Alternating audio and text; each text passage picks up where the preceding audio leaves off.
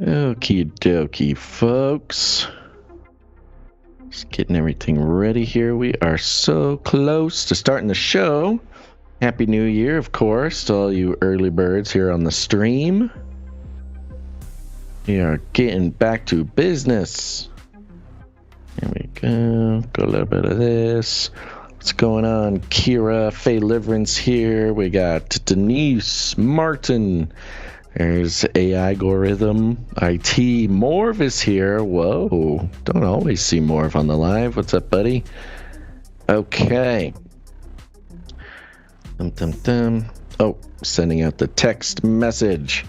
In theory, the text message should be going to everybody. I think it started going to everybody because there were some people who are not used to actually receiving the message.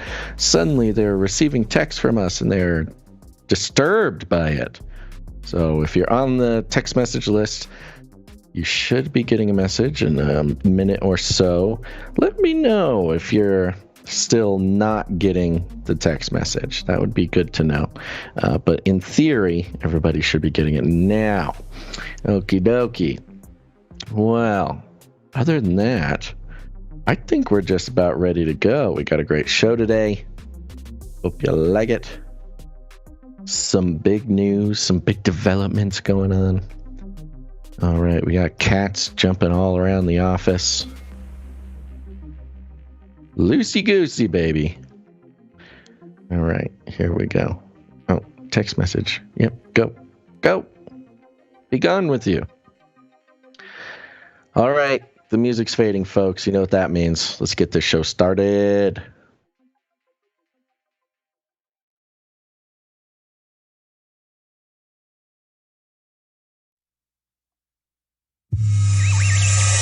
The world is getting crazier.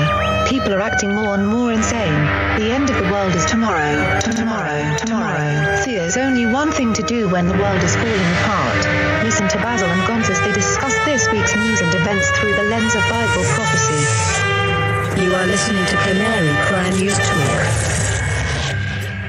You're listening to Canary Cry News Talk. Today is January 2nd, 2023, and we are live to tape on episode 576.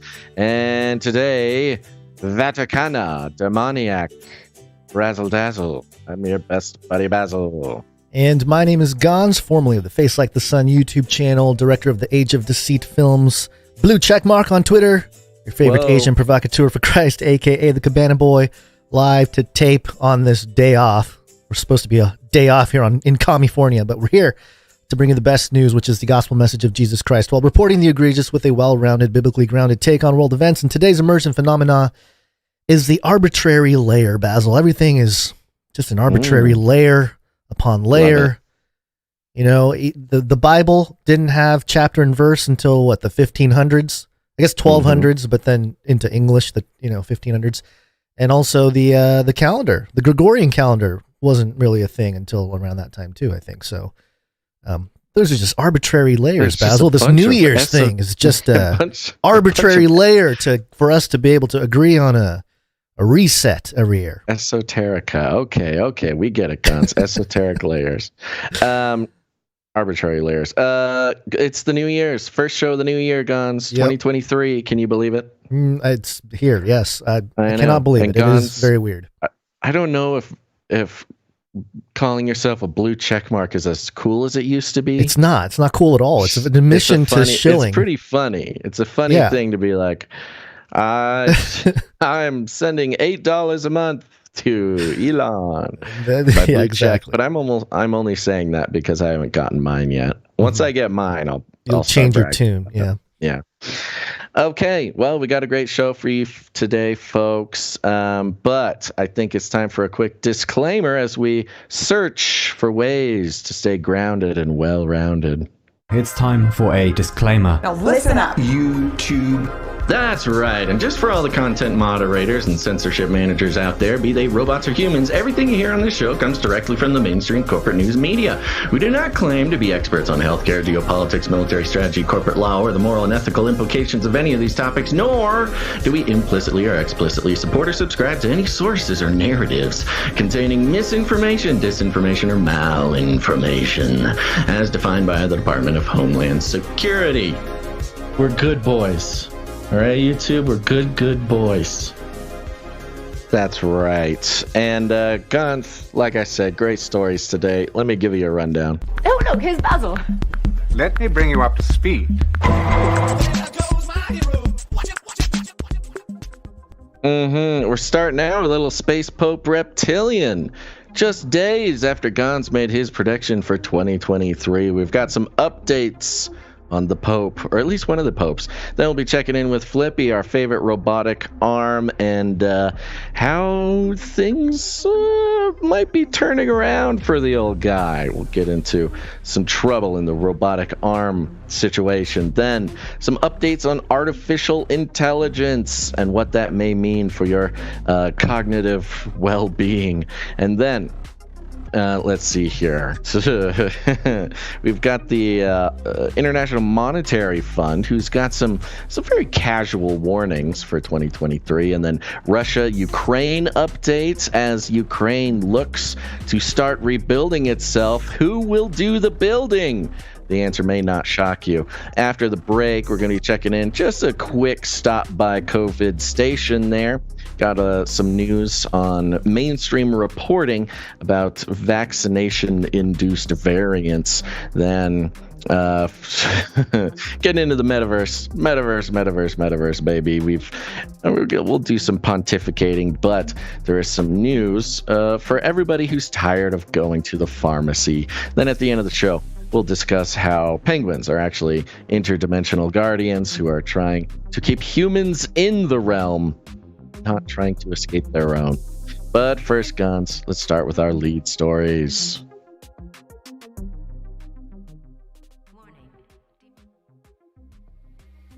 Main laboratory.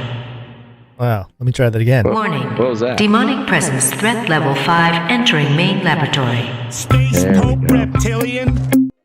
That was weird. It was all haunting and in the background.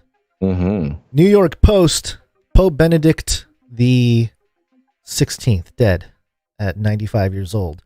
And yes. Yeah. Now, for those who just need a reminder, Pope Benedict is not the current Pope. Pope Benedict was the former Pope. Yeah.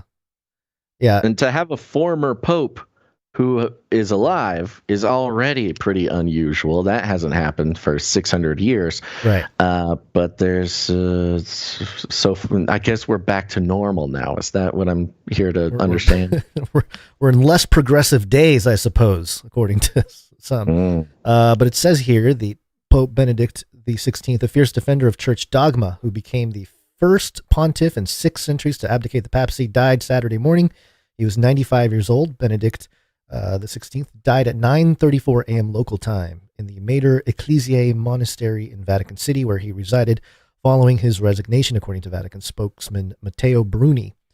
And one of the interesting things, just because this is this show, at the end of the last episode, during the very last part, just when we're signing off, I snuck in this idea, a prediction for 2023, that both popes, when I say both, I mean the former and current, would pass away. And then mere hours later, this was reported. So this is still December 31st, 2022. So I can't, my prediction failed basically.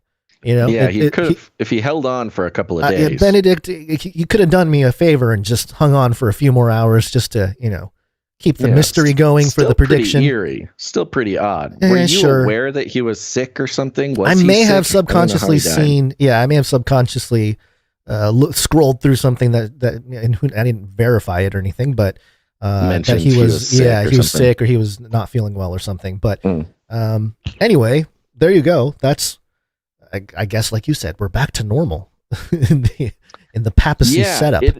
It is interesting. I don't know exactly why it's interesting. He was 95 years old, which, that happens around that time. But I was hearing a report on the radio, strangely enough, about how his funeral was going to be so modest and simple, and they weren't going to make a big deal about it. And there was only two delegations. One was coming from Italy, another was coming from Germany, and that was pretty much going to be it. They were just going to do two little, I don't know what they call them, homilies or something, and call it a day. So, you got to admire the guy for deciding he didn't actually like the job and stepping down. But that's what happens. You're not celebrated during your funeral quite as much when you were former pope. Yeah. There's a picture of him with Joseph Ratzinger, appointed Bishop, Munich, 1977. It's just interesting seeing his younger photos. We're so used to seeing him in this groggy pope outfit and weird, satanic imagery backgrounds and stuff. But yeah, well, he's always looked like a villain, I think. Sure. AP News also reported just a few days prior, on December 22nd, this was interesting. Pope warns Vatican staff an elegant demon lurks among them. Elegant demon. Ominous. Yeah. Pope Francis warned Vatican bureaucrats on Thursday to beware the devil that lurks among them, saying it is an elegant demon that works in people who have a rigid, holier-than-thou way of living the Catholic faith. Francis used his annual Christmas greeting to the Roman Curia to again put the cardinals, bishops, and priests who work in the Holy See on notice that they are by no means beyond reproach and are, in fact, particularly vulnerable to evil. Oh. Something Protestants and the Pope can agree on. Yeah, it's very interesting that he's going there. Francis told them that by living in the heart of the Catholic Church, quote, we could easily fall into the temptation of thinking we are safe, better than others, no longer in need of conversion, end quote. Yet, we are in greater danger than all others because we are beset by the elegant demon who does not make a loud entrance but comes with flowers in his hand, Francis told the churchmen in the Hall of Blessings of the Apostolic Palace. Let me just get to the quotes here because I think it goes into some other kind of breakdowns. Although, did you see anything interesting in those breakdowns, or should I just go straight to the quotes for you, Basil? What do you think? I don't know which part you're jumping to. I know they refer to some more critique that came in 2014, right? Where the psychological violence listed a bunch of the sort of pitfalls of those who reside within the Vatican. He's sort of made a name for himself by having a history of critique of the sort of religio bureaucrats within the Vatican. He's apparently not too concerned with making friends. Yeah, the quote here from Francis continues, true heresy consists not only in preaching another gospel, as St. Paul told us, but also in ceasing to translate its message into today's languages and ways of thinking. See, that's one of the interesting ones, talking about true heresy, not just telling a different story than the gospel, but not translating the gospel into sort of modern mindset. Right. And that is something that Mr. Francis has been accused of, and a lot of even Catholics have a big problem with his sort of I don't know exactly how to explain it, but veneer sort of progressivism kind of thing going on. They would maybe call it watered down or something, putting it into more modern language, where the argument would be, hey, the gospel is sort of a forever story that doesn't need to be tailored to some sort of more modern progressive mindset. Yeah. The article continues here. He told the Vatican bureaucrats it's not enough to merely condemn evil or root it out, since it often comes back in different guises, stronger than before. Francis used the term we repeatedly, suggesting he includes himself among those in the Vatican who must remain mindful of the devil in their midst. Quote, before it appeared rough and violent, now it shows up as elegant and refined, he warned. We need to realize that and once again to unmask it. That is how these elegant demons are. They enter smoothly without our even being conscious of them, he said. Well, he's not wrong. They enter smoothly, eh? Yeah, weird so way to smooth. Put it. I guess. He mentioned these elegant demons multiple times. He's very familiar with them and their ways. came across the phrase and was like, ooh, that's good. I'm going to make sure to use that as many times as possible in my speech. Yeah. Let's see. Quote, they had cast out the demon. This is talking about the 17th century convent in Port Royal, France, where the superior mother Angelique had charismatically reformed herself in her monastery after evil crept in, but the devil came back in the form of a rigid faith. Quote, they had cast out the demon, but had returned 7 times stronger, and under the guise of austerity and rigor, he had introduced rigidity and the presumption that they were better than others, Francis warned. So, it's kind of towing the line between talking about a literal demon and in the context of a religion, you sort of have that literal aspect of a demon, but also using it as kind of a linguistic vehicle to try to, I don't know, I see it as sort of taking the blame away. I don't know. He does a good job of being murky in that area, but taking the blame away from the Vatican and being like, hey, look, it's the demons doing all the bad stuff through our bureaucratic institutions and everything else. And then making it seem like he's doing something about it or is aware of it by stating things like this. But I don't know. It's interesting. It's interesting to say the least. It kind of fits into his whole thing for years is that there's a little bit, it's kind of this idea of humility, but also almost like a secular take on the institution, which is, and in this time, particularly in this time. Yeah, where everybody's complaining about, the younger generations, as well as, the population as a whole, are losing faith in institutions losing faith in institutions. Democracy is crumbling and nobody trusts the government. Nobody trusts, any authority anymore. Francis jumping on sort of similar rhetoric as to, hey, just because we are the institutionalized Catholic Church, he's sort of the secularists' champion from inside the Vatican. Right. Well, let's hope he continues to make remarks and we'll track it. It's been a while since we tracked the Space Pope Reptilian, so we thought I'd bring it here, especially with the death of Benedict XVI. And so there you go. Yeah. Well, and on the broader scope of the Great Reset, the worldwide reshuffling of power, it is interesting also to examine the current Pope's attitude towards the organization that is the Catholic Church, the Vatican, because it does sort of set a foundation for, hey, the system as it is now needs retooling. Let's figure out how to do it. The only way to get the elegant demon out of the room is by letting Klaus Schwab come on in. Klaus is going to walk in and do the great exorcism. Yes, exactly. So, all right. Well, there you go, Guns. And it is Monday. Didn't know if you knew that, but it's true. Gary, what day is it? Monday.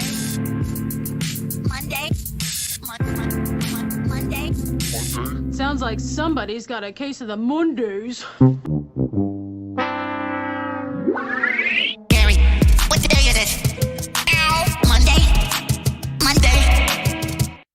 Yeah, Monday. And not only is it Monday, but it's the first Monday of the year. Happy New Year, everybody. Guns, anything to report since last episode? How's your 2023 starting so far? It's all right. Not anything too spectacular. Vomiting children, stuff like that. Yeah, so all good. Yeah. Okay. Just normal things.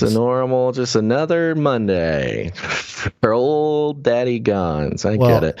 Vomiting son and peeing on bed dog.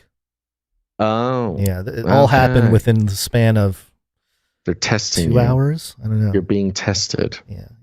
Lots being tested. Lots of patients being tested this last so many season. Lovable little creatures that are exploring the possibilities when it comes to their bodily fluids. Yeah, I have conversations with God about I get the waste design thing, the take the nutrient and the flush out, but what's the lesson here? What's the grander lesson of truth? This process here that you've designed into our systems? But anyway, Finding meaning in the chaos. Yeah. Well, strength unto you, brother. We'll hope that the Lord reveals himself in this trying time. Yes. I don't know, man. I don't really have anything exciting to say except for my upgrades to my solar system came in, and I have yet to even have a chance to install them. You've got what do they call it? The river, the climate river. What do they call it? The West Coast is kind of having this apocalypse of rain and snow, and now it's starting to affect the rest of the world. Yeah, has it been rainy down there this whole time? Yeah, it's been a couple nights ago. It was pouring. I think New Year's Eve. It was drenching. It was like a big flood reset over here. Water flooding. Yeah. It's been a while since we had rain like that out here, but very tropical. California will stay in perpetual drought because that's very profitable. Because Newsom keeps drinking the water. Furf is Share the saying water in the chat that the Sacramento River is flooding 99. I don't know what that means. 99? Maybe 99%. Sacramento River. Let me look that up while you. Yeah, go check it out. Check out that Sacramento earthquake. Or somebody else said earthquake. Oh, there was an earthquake. Sacramento River. Anyways, yeah, I don't have too much exciting stuff. Highway going 99. on. That's what it is. Oh, okay. Highway 99. Oh, correctional facility evacuated. That's always good. Because of flooding? Yeah. Well, it's California. Nobody was in the prison anyway. Why is it always the jails and the correctional facilities that are like, hey, I guess we just all have to disperse? Just another reason to let them all back out onto the streets of San Francisco, my friend. I know, it's bad. It's bad. All right. Well, it is a new year, a new week, but it's still the same old value for value model. We got some executive producers to thank, Gons. Let's do it. Okay. Executive producers. That's right. We're on the value for value model, folks, which means we take no corporate money whatsoever, not a dime, in fact, and that makes it difficult to keep producing as much content as we do, but thanks to the value for value model, we're able to do that. And it's very simple. We don't take any corporate money in the form of advertisements, affiliate codes, platform partnerships, such as that, because corporate money and independent media is what's caused a lot of the problems that we're trying to fix. So that wouldn't make much sense, would it? Instead, we're on value for value, which means if you get any value out of the show, and you'd like to see it continue, you put value back in. And you can do that in a lot of different ways. It's not just money, but with your time, your talent, or your treasure.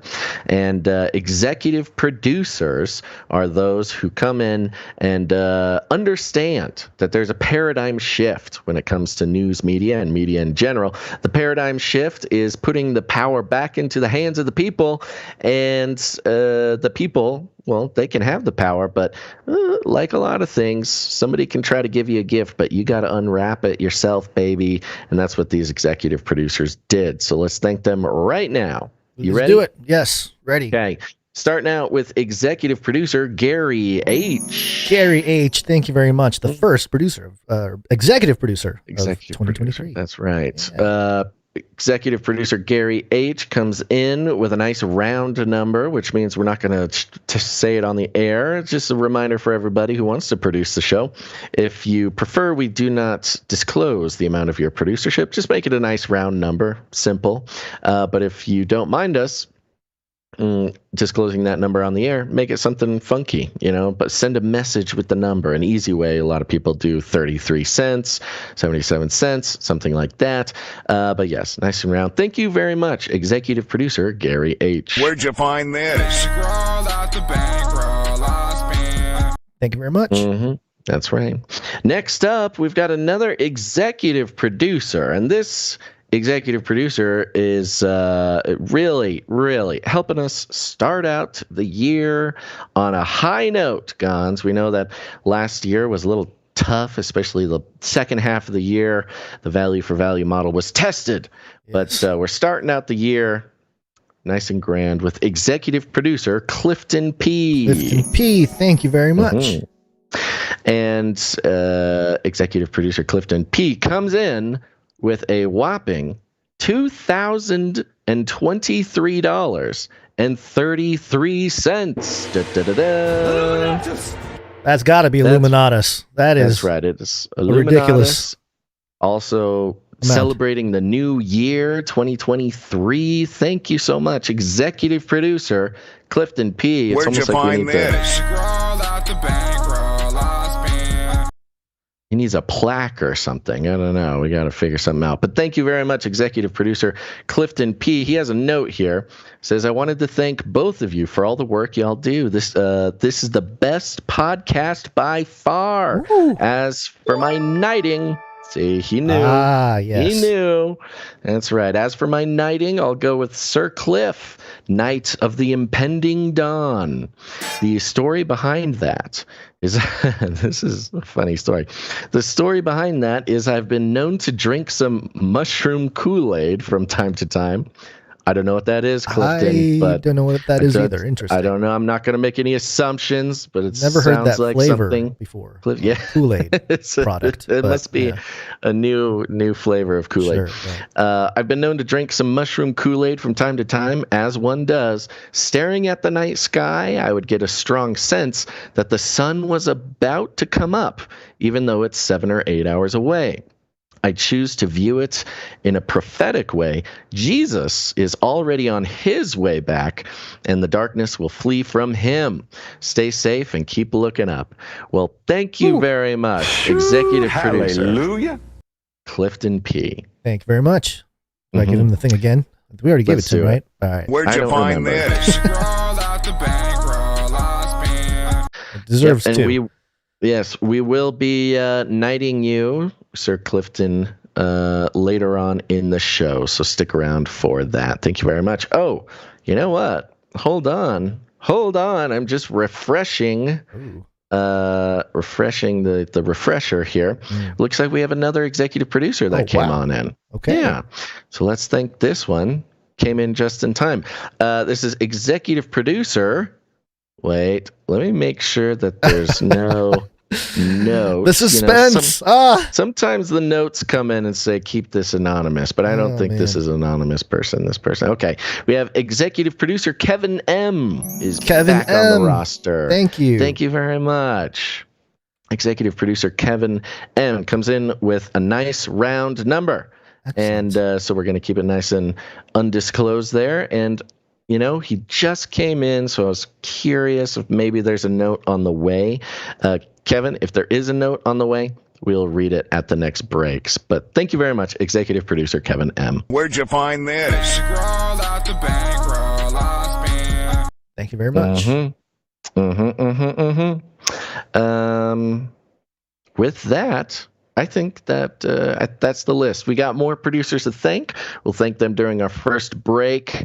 But until then, I will say, if you are interested in producing the show, this is the first episode of 2023, and you want to get in there, start the year off right, you can head on over to canarycryradio.com/support. canarycryradio.com/support. Flippy update. Do you want fries with that?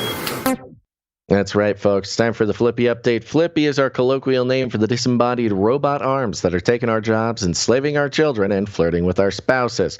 We use talking about Flippy as a way to explore all the new, fun, and exciting ways that robots are taking over the world, and now there's nothing we can do about it. Today's Flippy update is coming from hothardware.com. Hothardware.com. That is sort of a gamble on typing that URL in.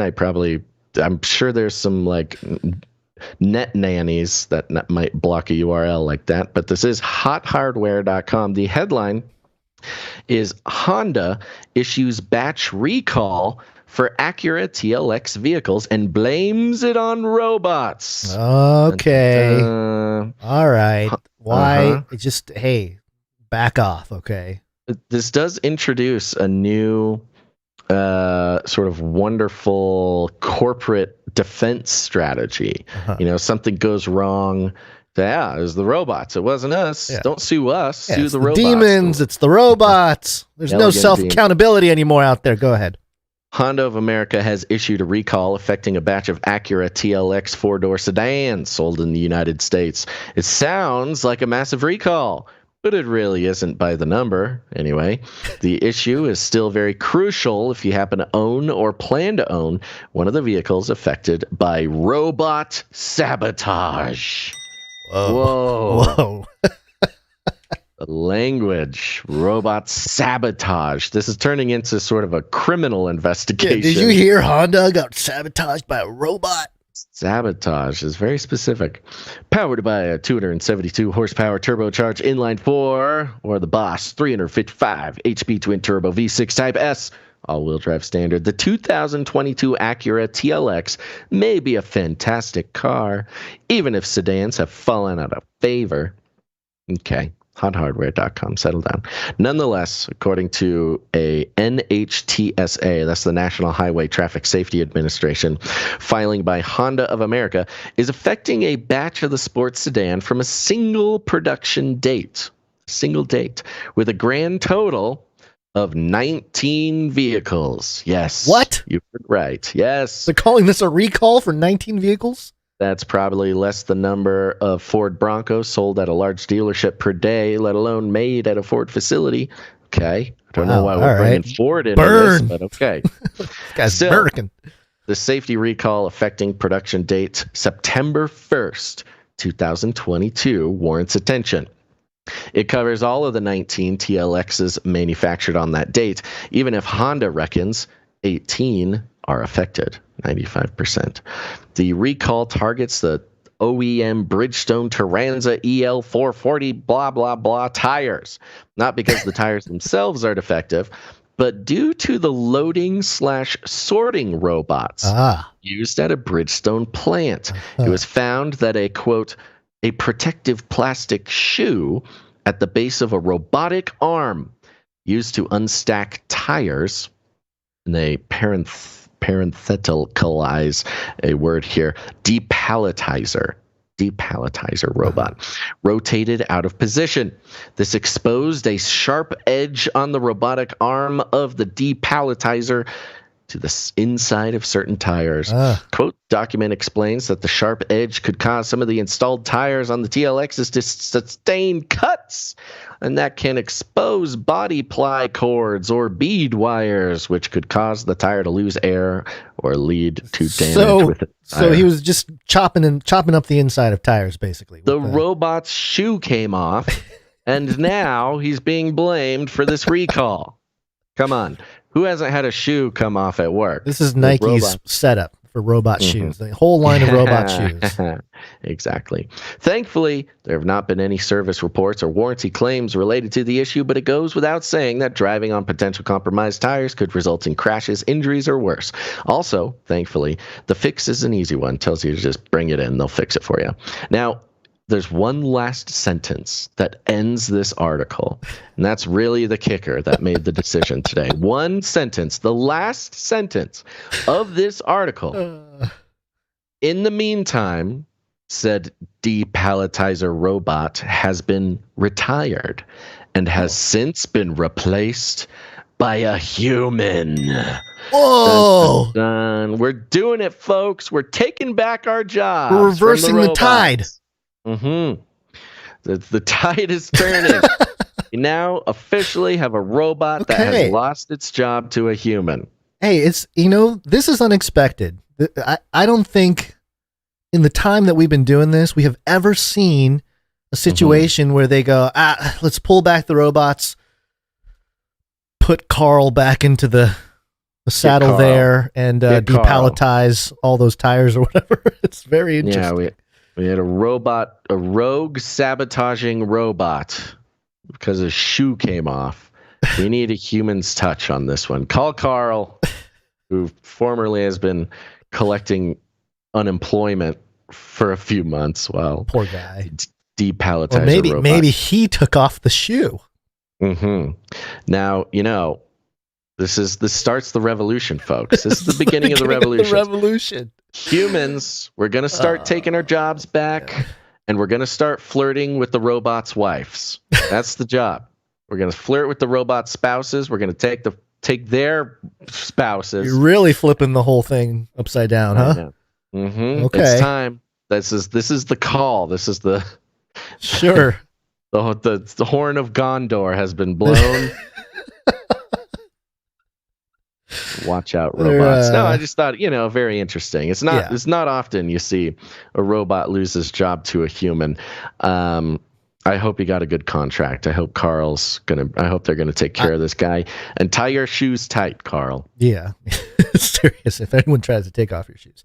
Yeah. All right. Well, all right. Along those same lines here, we have a story about AI. Artificial intelligence. And I thought I had the Oh, here we go. Okay, that's why. No? All right, something happened with the link. I apologize. The story, the headline is Emotional AI is no substitute for empathy. And this caught my attention because... Again, human beings. So it's a little robot smackdown at the beginning of 2023 here. Yeah, well, I think AI is about to really become common and under the hood, so to speak. Right. So I think maybe the pushback is allowed in mainstream to mitigate some of the backlash. But it says here, in 2023, emotional AI technology that can sense and interact with human emotions will become one of the dominant applications of machine learning. For instance, Hume AI, founded by Alan Cohen, a former Google researcher, is developing tools to measure emotions from verbal, facial, and vocal expressions. Swedish company Smart Eyes recently acquired Affectiva, the MIT Media Lab spinoff that developed the SoundNet neural network, an algorithm that classifies emotions such as anger from audio samples in less than 1.2 seconds. Even the video platform Zoom is introducing Zoom IQ, a feature that will soon provide users with real-time analysis of emotions and engagement during a virtual meeting. That's not good. That is not good. That's spooky. That's very spooky. In 2023, tech companies will be releasing advanced chatbots that can closely mimic human emotions to create more empathetic connections with users across banking. Why banking? Why? Education and healthcare. Notice how education and healthcare both, COVID was sort of the rock knocking out two birds. The catalyst. Yeah. And then banking is sort of a result of that as well with the inflation and all that kind of stuff. So, just interesting. Microsoft chat. Sort of like consumer access lie detectors, basically. Right. Microsoft's chatbot Xiaoice, I think that's how you say it, Xiaoice, is already successful in China, with average users reported to have conversed with her, in quotes, more than 60 times in a month. It also passed the Turing test, with the users failing to recognize it as a bot for 10 minutes. Analysis from Juniper Research Consultancy shows that chatbot interactions in healthcare will rise by almost 167% from 2018 to reach 2.8 billion annual interactions in 2023. That's a weird way to put those numbers. Okay, this will free up medical staff time and potentially save around 3.7 billion for healthcare systems around the world. In 2023, emotional AI will also become common in schools. In Hong Kong, some secondary schools already use an artificial intelligence program developed by Find Solutions AI that measures micro movements of muscles on the students' faces and identifies a range of negative and positive emotions. Teachers are using this system to track emotional changes in students, as well as their motivation and focus, enabling them to make early interventions if a pupil is losing interest. Now, Basil, we reported on this technology, it's got to be at least 2 years ago now. There was I remember the photo they had of the teacher. The teacher had like a dashboard with sort of the lineup of the students, and they were flashing different colors. And the teacher would know if the student had lost focus or started thinking about something else, or the physiology changes, and then the teacher is alerted. So we've talked about that technology, but having it implemented in Hong Kong already, so just justify the implementation everywhere else. The problem is that the majority of emotional AI is based on flawed science. Emotional AI algorithms, even when trained on large and diverse data sets, reduce facial and tonal expressions to an emotion without considering the social and cultural context of the person and the situation. While, for instance, algorithms can recognize and report a person is crying, it is not always possible to accurately deduce the reason and meaning behind the tears. Similarly, a scowling face doesn't necessarily imply an angry person, but that's the conclusion an algorithm will likely reach. Why? We all adapt our emotional displays according to our social and cultural norms so that our expressions are not always a true reflection of our inner states. Often people do quote-unquote emotion work to disguise their real emotions, and how they express their emotions is likely to be a learned response rather than a spontaneous expression. For example, women often modify their emotions more than men, especially the ones that have negative... That's sexist, man. Women often modify their emotions more than men. Wow. Wired. Especially the ones that have negative values ascribed to them, such as anger, because they are expected to. As such, AI technologies that make assumptions about emotional states will likely exacerbate gender and racial inequalities in our society. For example, a 2019 UNESCO report showed the harmful impact of the gendering of AI technologies with quote-unquote feminine voice assistant systems designed according to stereotype of emotional passiveness and servitude. Facial recognition AI can also perpetuate racial inequalities. Analysis from 400 NBA games. This freaked me out because I was an NBA fan. I actually knew about this, but it's interesting to see this in here. Facial recognition AI can also perpetuate racial inequalities. Analysis from 400 NBA games with two popular emotion recognition software programs, Face and Microsoft's Face API, were shown to assign more negative emotions on average to black players, even when they were smiling. These results reaffirm other research showing that black men, capital B, have to project more positive emotions in the workplace because they are stereotyped as aggressive and threatening. Emotional AI technologies will become more pervasive in 2023, but if left unchallenged and unexamined, they will reinforce systemic racial and gender biases, replicate and strengthen the inequalities in the world, and further disadvantage those who are already marginalized. Right. That's the end of the article there. Yeah, it's interesting because we've seen sort of anti-AI or at least AI skeptical mainstream views before. The UN famously has their sort of committee on social justice and AI and has issued several warnings about this. So we do occasionally come across the sort of mindset that AI still is dangerous and should not be put into use in the way that a lot of technocrats would enjoy, at least like not right now, for sort of social justice, equity, inclusion reasons. However, it doesn't seem like that's getting any better. They've been warning about this for these exact reasons for at least a couple years. We were 2020 talking about the UN. I forget what the exact committee is called, but the UN coming out and saying, AI that detects whatever is bad for humanity because it's racist. And it doesn't seem to have gotten any better. What does that say? What does that say about the situation, UN? But it doesn't seem to be slowing down any of these technocrats. They seem to want to still hand over control to the AI. We got a AI mayor running in Denver. Yeah. That's how you get racists back into the yeah, that's a real quick way to make it happen. And what's interesting too is the AI in the context of racism and all this kind of stuff. Part of the conservative talking point has been there aren't like laws and stuff that are racist or deliberately racist the way it was, a couple hundred years ago. And so where's the racism? I've heard conservatives and Republicans and stuff make that point. To be fair, even like 80 years ago, there were still some pretty racist laws. Yeah. So this is what I'm noticing. There's a lot of things being quantified. And if the AI does it, then there it is. There's the racism. You can quantify it based on the algorithms or whatever it may be. So that's really interesting too. It's like, you say it doesn't exist. Well, look, the AI proves it exists, Sure. But also the author of this article, Parag Agrawal. I recognize this name. Yeah. Quick little bio on her. She's a former contributor at Forbes, diversity, equity, and inclusion, award-winning author of Sway, Unraveling Unconscious Bias, behavioral scientist, and two-time TEDx speaker, and founder of research think tank 50% Project.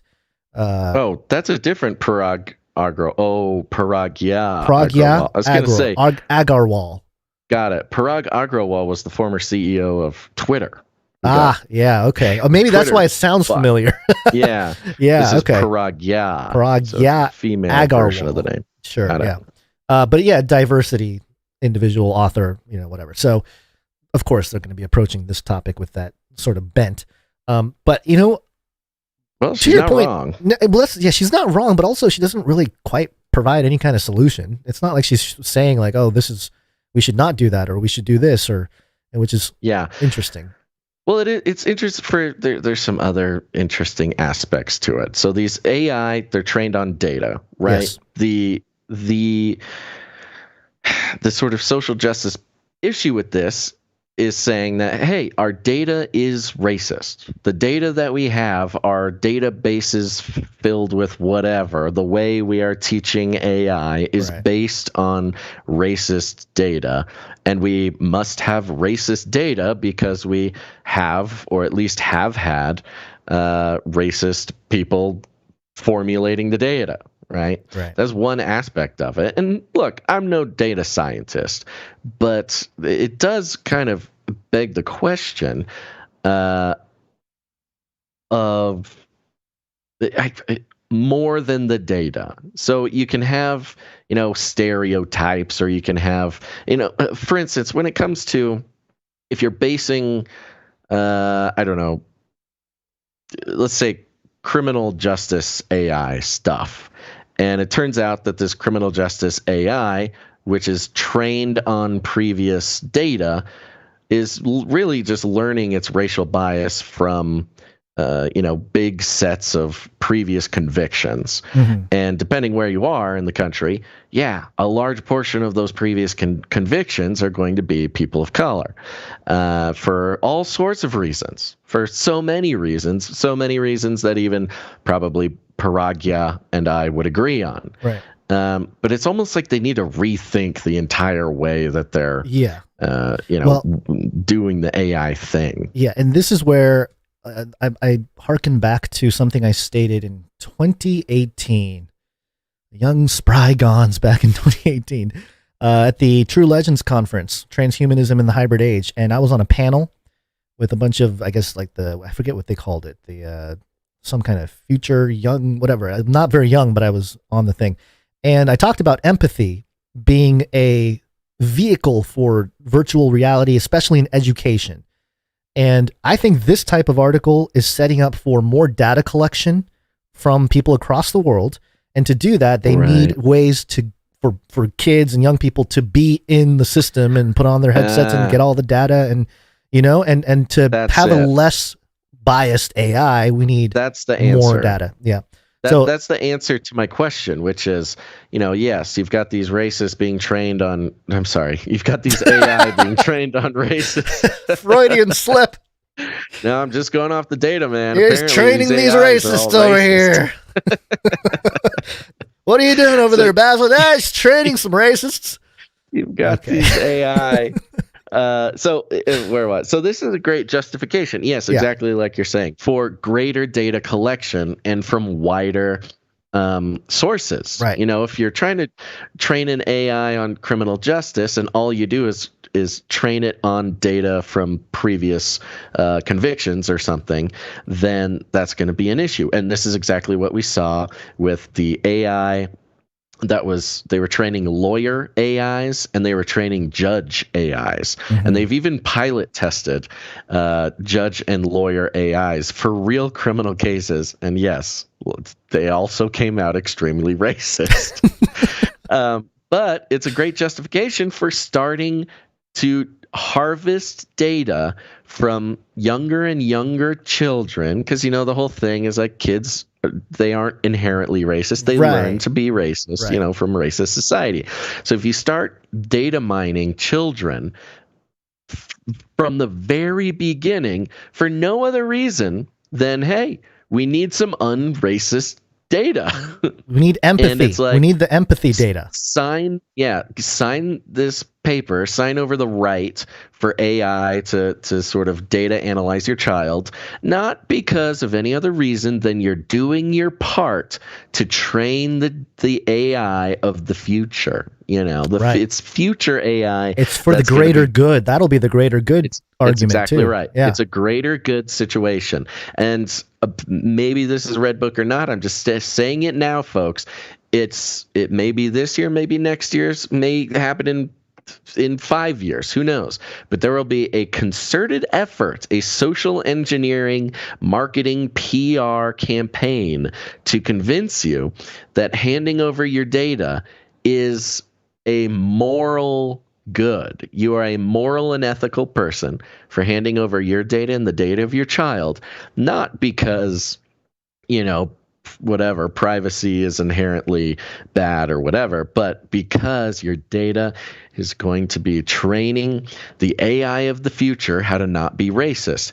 Ipso facto, if you don't hand over your data, you are morally and ethically bad. Right. You must have something to hide. Yeah. We see all the privacy people. We saw this last episode. Anybody who believes in privacy must be a criminal, or else why would they care about their data? In this, in this next phase, it'll be, if you don't want us to have your data, you must secretly be racist. And so that says a lot more about you than it does about your privacy. Shunned from society.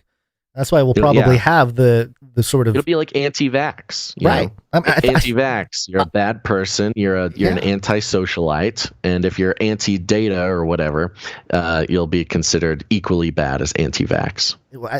This is creating the cyberpunk societies that will use the high tech, but do it in sort of a more anonymous way. It's exactly all what the science fiction has been talking about. And real quick, just. On that point with Wired publishing this article, Emotional AI is no substitute for empathy. I didn't realize that Wired, back in 2018, had published a little piece on the actual True Legends conference. And it was actually written. Oh, really? Yeah, it was posted. I was written by Darren Geisinger, who I met at the conference. Really nice guy. Huh. And author of, I forget the fictional book he wrote, but it's a full book he wrote. And yeah, he's a whole thing, and he goes through the gospel and why Jesus and why transhumanism is an important topic for Christians, and all this kind of stuff. It's a really good little read, very relevant today, especially this was pre-pandemic, so a lot of these topics and issues were sort of covered in that sense.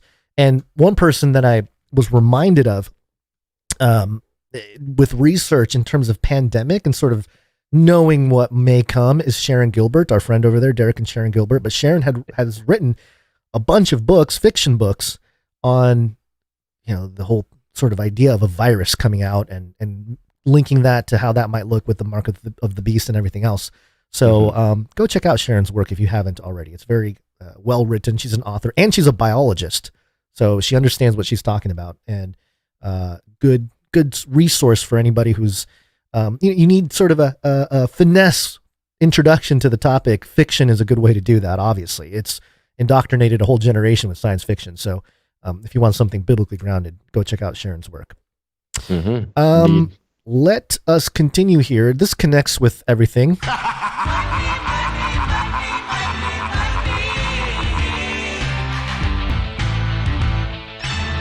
Yeah, we have the Jesus chat. We'll do that Jesus chat thing later. We should keep moving here. This is The Guardian, and The Guardian has this headline here: third of the world economy to hit recession in 2023. IMF head warns. Don't worry, Basil. Just 1/3 of the economy will be hit with a recession. The other 2/3 will be fine. Interesting. Yes. So is that them sort of trying to say it's going to be better than it is now? Because it seems like the whole world's in recession right now. Yeah, I thought we're all leveraged against each other and with each other, and what is this 1/3 conversation? So it says here, I'll just read a couple sentences, paragraphs. For much of the global economy, 2023 is going to be a tough year as a main engine of global growth.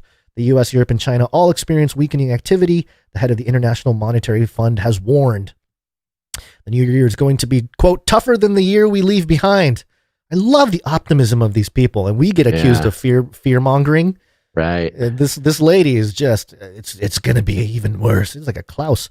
IMF Managing Director Kristalina Georgieva said on the CBS Sunday morning news program Face the Nation on Sunday, quote, "Why? Because the three big economies, the US, EU, and China, are all slowing down simultaneously," she said, quote, "We expect 1/3 of the world economy to be in recession. Even countries that are not in recession, it would feel like recession for hundreds of millions of people," she added. So, okay, maybe the full quote answers your question, Basil. But the third thing, just the 1/3 thing is very weird to me because I had tweeted about this before, things that make me go, And back in the day, National Geographic published this article that they want 1/3 of the Earth to be protected areas, by 2030. 2030 is the deadline, which again is interesting given that in the Bible, there's a whole bunch of stuff that happens to 1/3 of everything, really. Right.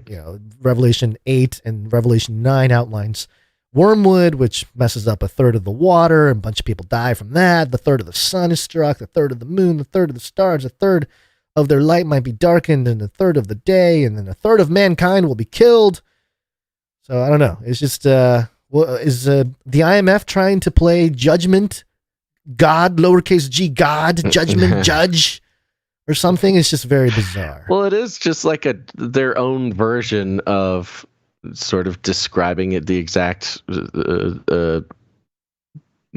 biblical apocalypse that you're mentioning now. It's right. 1/3 of the economy will go into recession. That is as apocalyptic coming from the head of the IMF than scripture discussing 1/3 of the waters being poisoned and stuff like that. Yeah. Well, it's all signs point to the fact that it's not going to get any easier, at least for 2023, but we'll see. I'm always a bit I don't know, maybe not skeptical, but at least guarded when it comes to the official messaging coming out of these financial institutions. I mean, we know they are inherently sort of deceptive when it comes to public-facing commentary. Stuff. There's so much going on in the background that by the time they come out and make a public statement,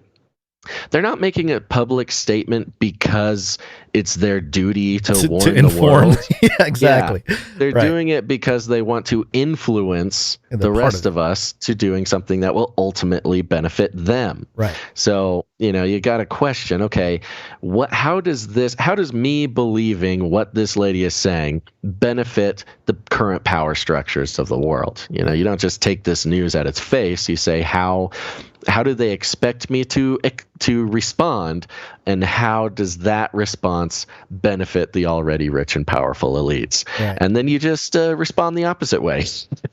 Right. Well, if it usually works out pretty well for you. If you want to take that risk, although we did have a Biden sighting. Money printer go burr. I think he's printing some cash over there for that 1.7 trill. The 1.7 trill, Basil. Okay. But anyway, let's do some Ukraine here. Fight for Ukraine. New world order.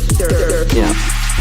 Speaking of the elites and the sort of great global Trillions. Economic reset and the the influence here in the U.S., where of course we'll own nothing and we'll like it. We will rent everything, not just our houses, but our cars and our food and our clothes. Yes. And one of these, bigger players in that, at least in the housing market, is getting in on the Ukraine game, Gons. Who's going to rebuild Ukraine? We're over here at president.gov.ua, which is the official presidential website for Ukraine, which I did not know existed until recently. But on the 28th of December, the official President of Ukraine website has a headline here. President discussed with the CEO of BlackRock the coordination of efforts to rebuild Ukraine. We're already Look at talking that. rebuild. Wow, this is See, we quick, we man. spent $1 trillion getting the whole thing demolished, making way to spend another $1 trillion to get it rebuilt.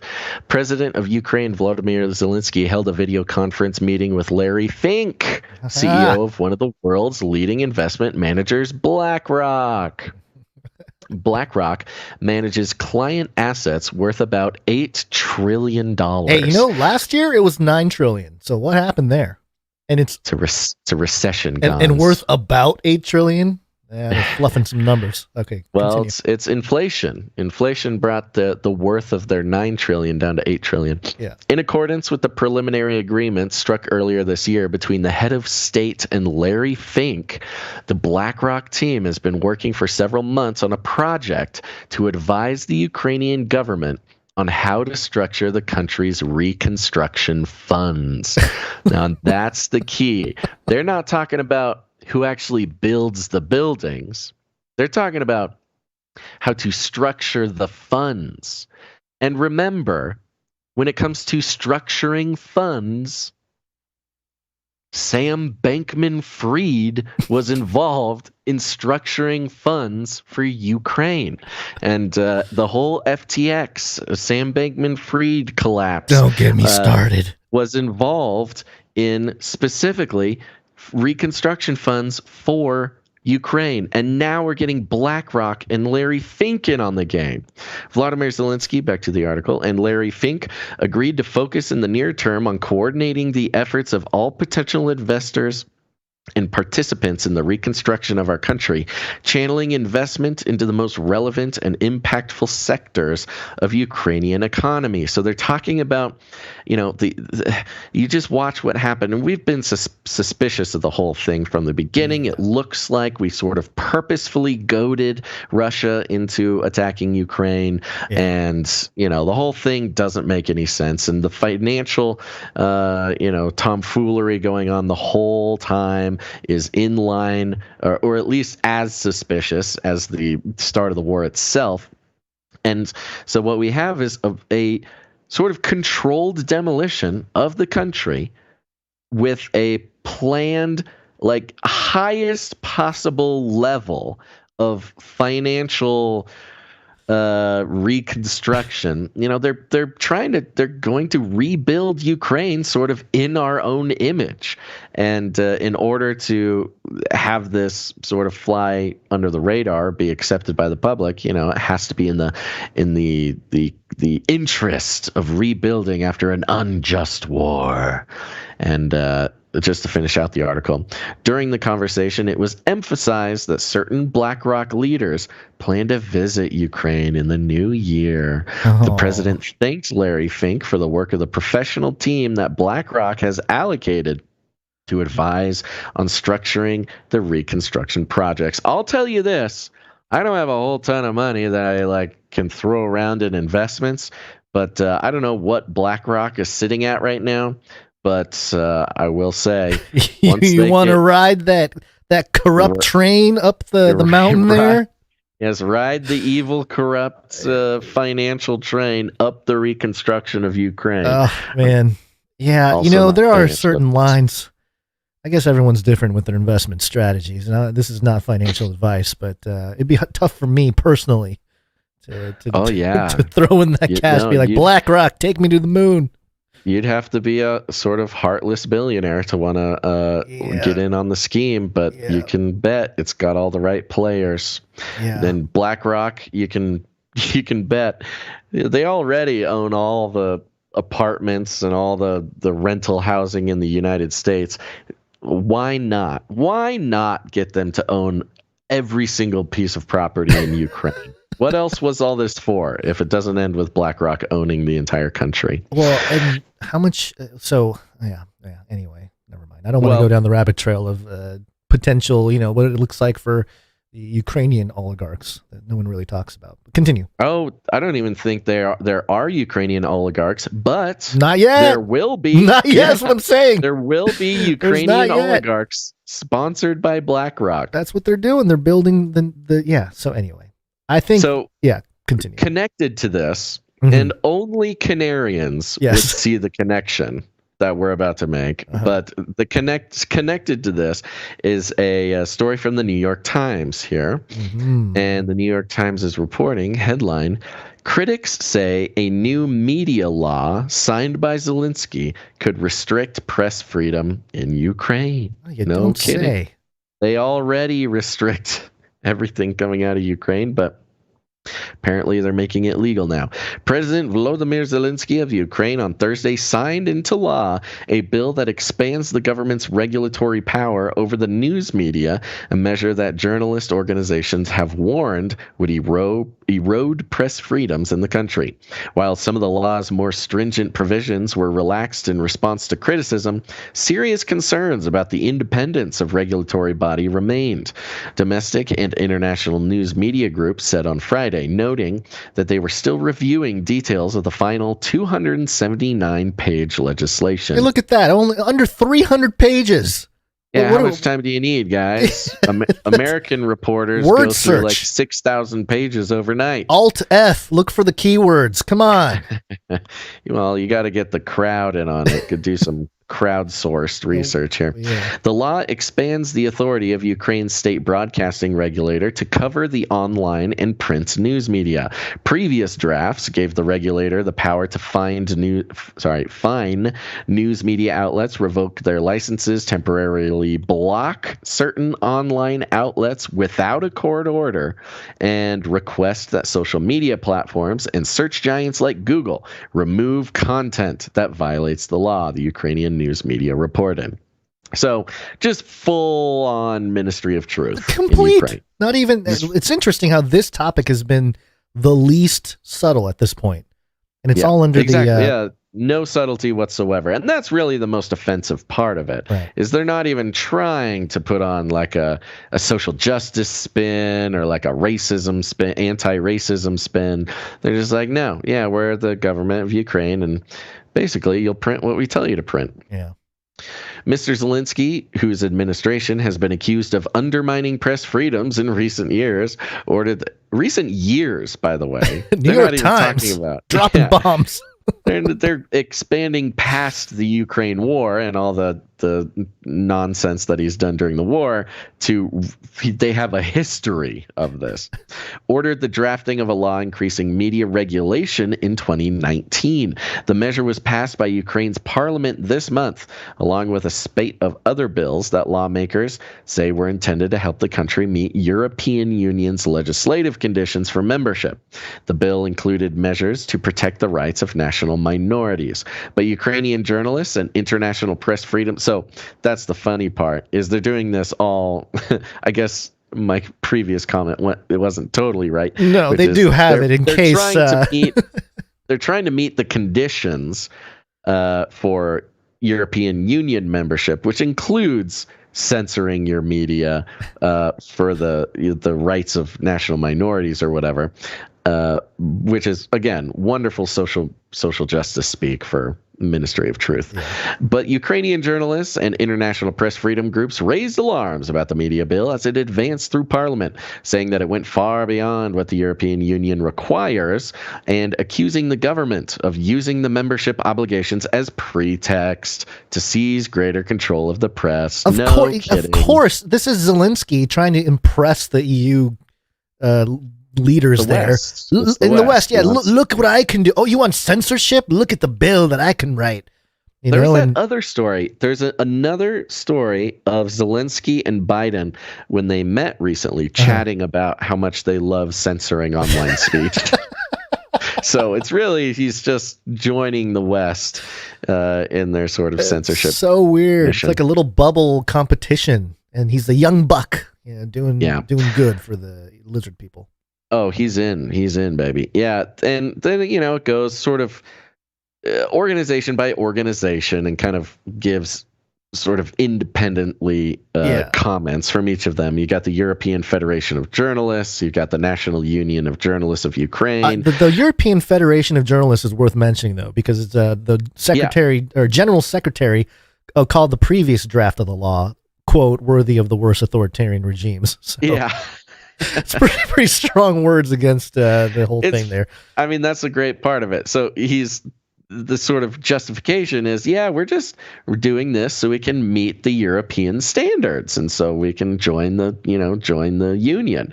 And then the European Federation of Journalists, of whom are probably following the standards that they, of the European Union, called the Ukrainian censorship bill worthy of the worst authoritarian regimes.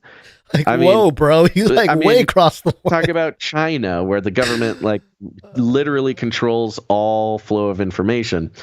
Ukraine is worthy of that, so that's very cool of them. Yeah. But how else are you going to stop Ukrainian journalists from printing, things about how BlackRock is taking over their country and how seriously. How this whole thing was a bunch of nonsense, and how none of the weapons are getting where they're supposed to go, how none of the money is going where it's supposed to go. It's you have to have this in place, or else this reconstruction project cannot be done. You can't create the proper narratives to prevent a revolution. Exactly. From within, like a genuine grassroots revolution. You don't want that, so you got to make sure everyone's tamed down. So that's no surprise here. It goes on, but kind of gives the same message there. So it is not a great time for Ukraine. Hasn't been for a while, obviously, but it looks like the break them down so you can build them back up in your own image is fully at play. So quick, because post World War II, the U.S. did a lot in reconstructing other nations. It's almost like it's what they do. So it's almost as if it's the reason for the war in the first place. Yes. Okay. I think that's it. That's good. While we get to let all that simmer, let's take a second and celebrate the value for value model and the producers who keep this show going without having to sort of sell out to BlackRock and Sam Bankman-Fried. Yeah, and you can still party. Go to canarycry.party, put it in your URL. Go there and find all the links to how to listen to the show, watch the show, how to produce the show, how to connect with us and the community.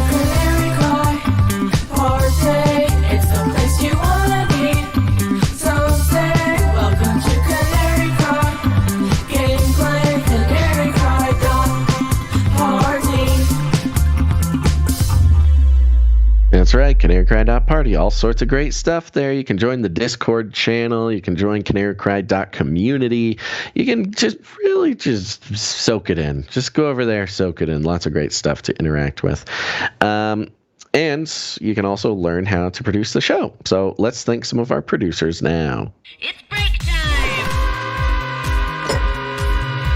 Come on, take a break. Take a break, folks. Put those feet up while I describe to you a wonderful new utopia built through the value for value model. No, the value for value model, that's how we keep this show alive. We take no corporate money whatsoever, no advertising dollars, no affiliate codes, no platform partnerships. We are entirely funded by listeners like you who get value from the show. It's more than just, hey, throw a couple bucks to your buddies so you can listen to a podcast. It's not quite that. It really is a revolution. It's recognizing it starts from inside. Starts from inside, where we all have to admit that corporations having complete funding control over media has not worked out the best for society. And that when it comes to the requisites for a piece of media surviving should be that it brings value and not brings value to corporations. Media, whether it's independent or corporate, gets their value is based on what amount of money it can provide for the corporation. The value for value model works off of the assumption that value must be directed at people, and it's people who get value out of the piece of media. And it's a good way to know if a piece of media is worth existing or not, because if it's worth something to people, those people can put value back in and it will continue. And as I've said, And as you should know, it's not just about money either. We've got producers that produce the show with their time, their talent, or their treasure. We're going to thank some that did come in financially during this break. We'll be thanking producers of other kinds later on. So let's do it, Gons. Are you ready? Let's do it. Yep. Okay, we already thanked our executive producers in the opening there. That's executive producer Kevin M., executive producer Gary H., and executive producer Clifton P. Thank you very much. We actually had some supply droppers come in, which I think this is good. We should mention this. Yeah, very good. Hit that. You got that supply drop jingle? That's right. This Canary Cry Supply Drop is a very special program where if you commit to keeping the show alive and offering $33 a month, not only will you be keeping your favorite podcast going, but you'll also start receiving precious deliveries once per quarter of custom producer designed, made in America Canary Cry News Talk gear. It's been such a special experience making all that happen, and I'm not even doing most of it. Producers are doing it, but it's a great way to help out the show and get some awesome stuff. Now, we have a big announcement coming up, but I'm not making the big announcement now. But I will say we are at the beginning of the year. I'm hoping to make a big announcement this week that perhaps will benefit lots of people. So keep an ear out. But supply droppers, this is a wonderful time to sign up. If you've been wondering what to do with 2023, how to respond to the media madness, to the news, to everything, the value for value model is not just about keeping this show going. It's also about internalizing the truths that we already know, and that being that independent media should not rely on corporate money. So if you're interested in receiving all this cool stuff from the supply drop, head on over to canarycrysupply.com. But I do have a couple of people to thank, starting with our new supply dropper, Cherie H. Cherie H, thank you. Yeah. Thank you very much. Appreciate it. We had a couple of producers switch their payment method from PayPal to our new Stripe payment method, which we do appreciate very much. So I do want to give credit to supply dropper producer Paul G. and Terza. Thank you, Paul G. and Terza. Yes, thank you very much. Moved over to the new system.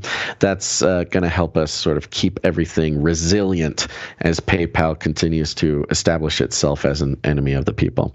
Okay, now we got a few more producers coming in. We want to thank them, starting with producer Julie S. Julie S., thank you. Yes, coming in. Nice round number. Appreciate it. Let's see. It was a little low today as far as individuals, but thank goodness for the execs. We've got Sir Morv, Night of the Burning Chariots. He's on a 180 episode streak. Ooh, 180. Yep.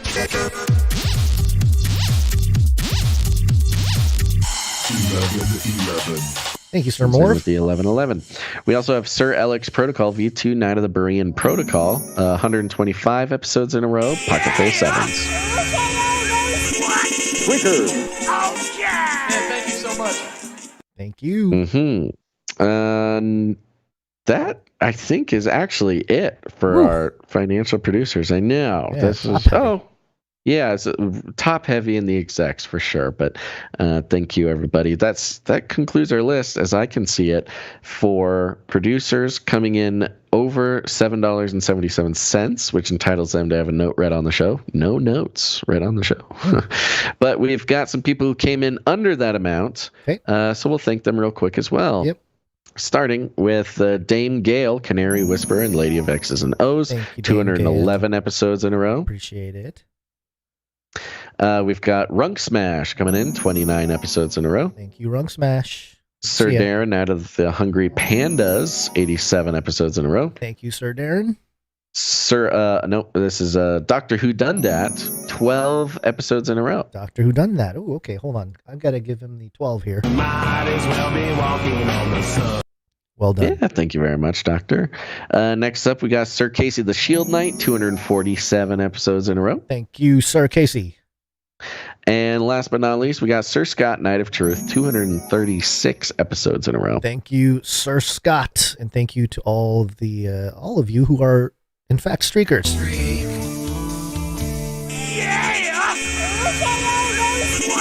Streakers. Oh yeah! Man, thank you so much.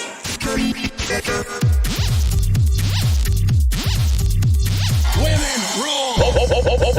Oh yeah, Streakalicious. Yeah, and it's not the end of the world that it's a short list because we do have a knighthood for our executive producer, Clifton. Right. Okay. Hold on one second here. Let me grab the katana. It's been a little while. Just make sure it's still sharp. Yeah. Let me put down my coffee carafe here. Mm-hmm. And I'll grab I'll use the long sword today. There you go. Okie dokie. Well, we want to call up Clifton P. to the Canary Cry Roundtable of Knights and Dames, where we have a seat for you.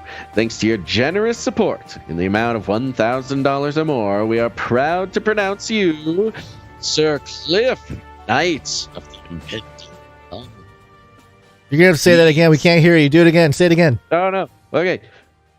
Wait, the whole thing or just the name? Just the name, and then continue. Okay. Sir Cliff, Knight of the Impending Dawn. There we go. Please join us at the Canary Cry Roundtable, where we have the belt of truthful truthiness, breastplate of righteousness, custom fit Birkenstocks to carry forth the gospel of peace, the shield of ferocious faith, the helmet of substantiating salvation, the supernatural sword of the spirit, and of course, adorable samurai babies, infinitely cute kitties for cuddling. And if you're hungry, we have fence of feast, wet food, carved Cosmo, the crisper cow, and fried wormicorns. Welcome to the Canary Cry Roundtable of Knights and Dames, Sir Cliff, Knights of the Impending Dawn. Crowd goes wild. Remember, folks, the Knights and Dames of the Round Table are an elite fighting squad of producers who have kept this show going for so long. And if you're interested in joining the Round Table, you can go to canarycrynewstalk.com/roundtable. You can read the illustrious list of honorable Knights and Dames, and it is these are people who have produced the show in the amount of $1,000 or more, and it could be all at once if you're loaded, or you could do it over time. Lots of people have become a knight or a dame by setting and forgetting a monthly support of the show. If you become a supply dropper, I believe you become a knight or a dame in what is it, like 18 months or something? I could do the math. I forget the math, yeah. But it's real quick. It's like a year or something close to that. So yeah, there you go. And if you are somebody who has been supporting the show for a while, do some accounting. It's kind of the honor system, take a look at your accounts and receipts and stuff like that and see what it adds up to. I know for a fact there's at least a handful of people who are eligible. And just send us your knight or dame name. We'd love to save a seat for you here. All right, Gons. I think that is it as far as financial producers. So thank you, everybody. We could not do this show without you. If you'd like to join the revolution, the value for value revolution, head on over to canarycryradio.com/support. canarycryradio.com/support. And thank you for your patronage. Thank you for your patronage. Thank you for your patronage. Yes, it's wake up time. Hey, yo, wake up. Ooh, it's Corona time. It's Corona time. COVID-19, COVID-19, COVID-19, COVID-19, COVID-19, COVID-19,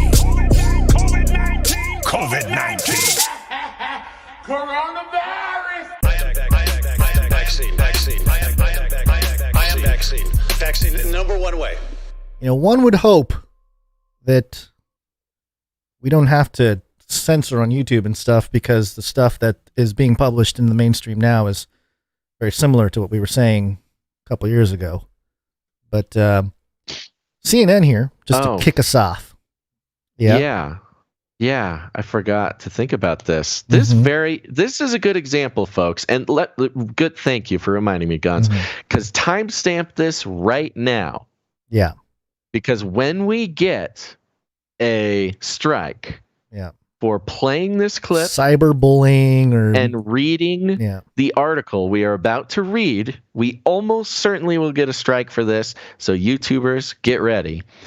But it's important because it will make the point that we keep getting banned because we read the mainstream media. We are reading and playing a clip from approved legacy mainstream media right now. And it is important, and we're not getting off of YouTube because you'll see why it's so important. But when we do need to appeal this strike, whoever you are, YouTube moderator, handling this right now, just think to yourself, is it right for you to ban us for reading the mainstream media's article? Please let us appeal this strike. You know it's right down in your heart. I like this pre-appeal. I'm only speaking to the probably young 20-something coastal person working for YouTube whose job it is to sit there and go through a list of moderation requests, and you probably see some really horrible stuff every day, and your heart is hardening, and you wish all these crazy white supremacist domestic terrorists would just fall in a ditch. But I'm telling you, we're just reading the news, and if you have any problem with what we're about to say, ask yourself, not are we guilty of something, but is the news guilty of something? Okay, let's play the clip. Also, you gonna don't be a racist, don't stop Asian hate. Okay. Yes, right. And we have a person of color as a host. You can't ban us. All right.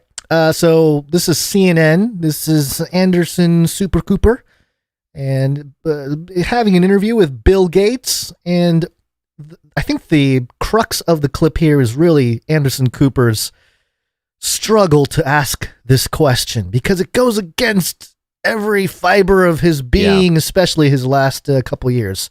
So here we go. He really is. He really is, yes, fighting some sort of inner demon to ask this question. Let me ask about the pandemic. I mean, what do you think worked well and what didn't? I mean, I keep wondering now about the whole closing of schools. Was that, given the ripple effects of it on education levels, on all sorts of things, was that the right thing to do? We'll probably be debating that for a long time. Once we get the vaccine and we have a full understanding that those at risk are mostly people over 60, at that point, we probably should have opened the schools back up more than we did. The degree to which this was a disease of older people, and you possibly could say, okay, the teachers who are older, they don't have to come in, but make that division. That really wasn't done. It was like, hey, if any teachers at risk, then we should just have the entire school shut down. And so it would have been a more subtle approach to help the teachers all get vaccinated, and then say that below a certain age, they should come in, and that the teaching was not so risky as to give up the benefits of having the kids in school. Very shifty body language, Bill. It's always, I guess. He is very, very uncomfortable with everything he's having to say. Yeah, and he really has to nail down the vaccine angle, because otherwise it really doesn't make any sense at all. And the words he's saying have a very specific implication regarding Pfizer's recent approval for vaccinating 5 years olds and under. Right. He's talking about it's a danger for older people. older people are the ones who need to get vaccinated, and there's this sort of right below the surface, right between the lines, he's implying that, kids are pretty much safe, and vaccines are for older people type of thing, which you could see why he would be so uncomfortable. Yeah, because he'll upset saying this a bunch out loud. Yeah. Yes, because he's upsetting a bunch of his buddies over in Big Pharma, and quite possibly, this knowing the extent of his investments in vaccines, he's the vaccine guy. He's the guy who wants to vaccinate the entire world, and the implications of this, even for his own wallet, are not great. But the truth wants to come out, man. Yeah, it's very interesting. Along those lines, speaking of truth wants to come out. Yeah, this is Wall Street Journal opinion. I think you wanted to tackle this Wall one, Basil. Street Journal. Yeah. It is an opinion piece, but it is printed in the Wall Street Journal. And this is an excellent time for those of you who are signed up for the email newsletter to go check the sources that were sent to you before this episode. This is in there. And for everybody having a conversation with their family or their friends or their coworkers or whatever regarding, vaccines, and you need a mainstream respected outlet to back up any conversation you have, this is a great link to save. Why don't you go for it? All right. This is titled, "Are Vaccines Fueling New COVID Variants?" To even what have an that astute question. Even with the question mark on the end, if that would never be printed in 2021, at least. I feel like we said this line. Yeah. In sometime within the last couple of years of this was talking about full on, debunking campaign from The Atlantic and from CNN and everybody when Robert Malone and other scientists were coming out. We're going to get banned just because I even said the words Robert Malone. But you mean Carl Malone? Carl Malone.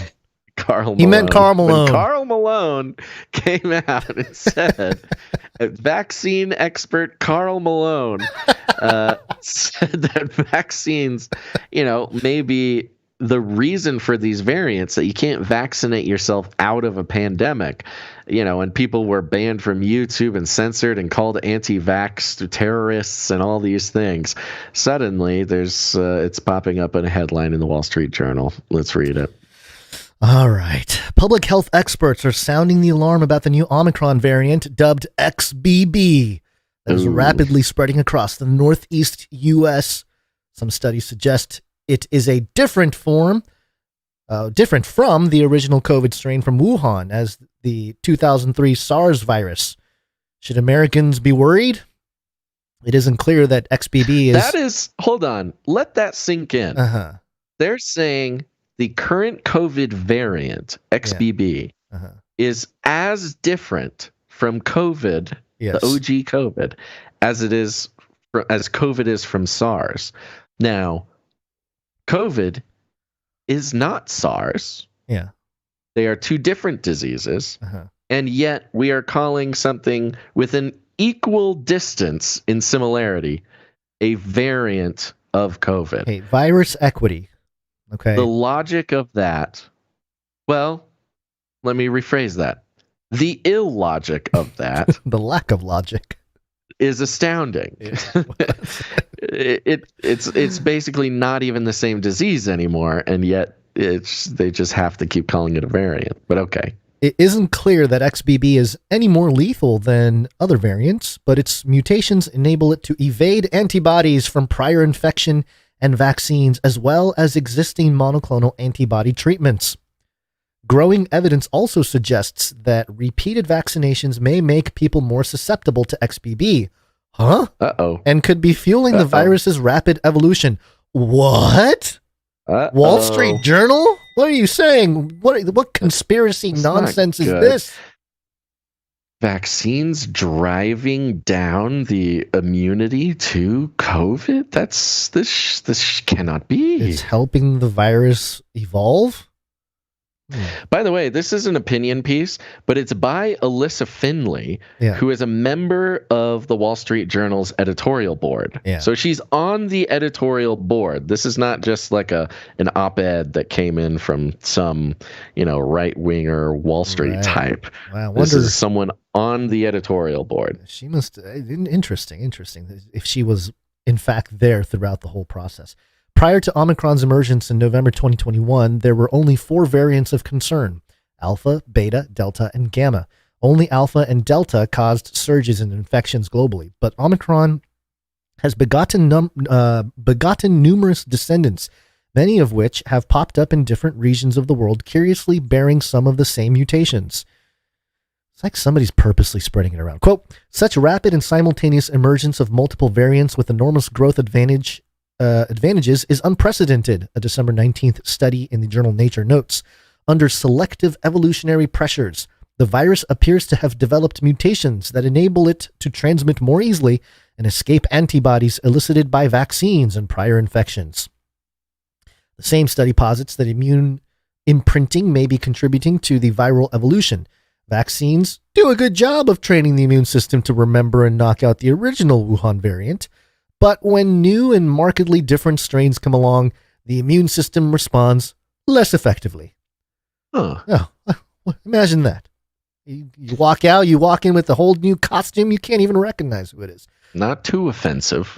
Bivalent vaccines that target the Wuhan and BA.5 variants, or breakthrough infections with the latter, prompt the immune system to produce antibodies that target viral regions the two strains have in common. In Darwinian terms, mutations that allow the virus to evade common antibodies win out. They make it, quote unquote, fitter. Mm-hmm. XBB has evolved to elude antibodies induced by the vaccines and breakthrough infections. Hence, the Nature study suggests, quote, current herd immunity and BA.5 vaccine boosters may not efficiently prevent the infection of Omicron convergent variants, end quote. A New England Journal of Medicine study, which is hyperlinked here, published last month, provides more evidence of the vulnerability caused by immune imprinting. Vulnerability caused. Yes, not as a side effect or anything.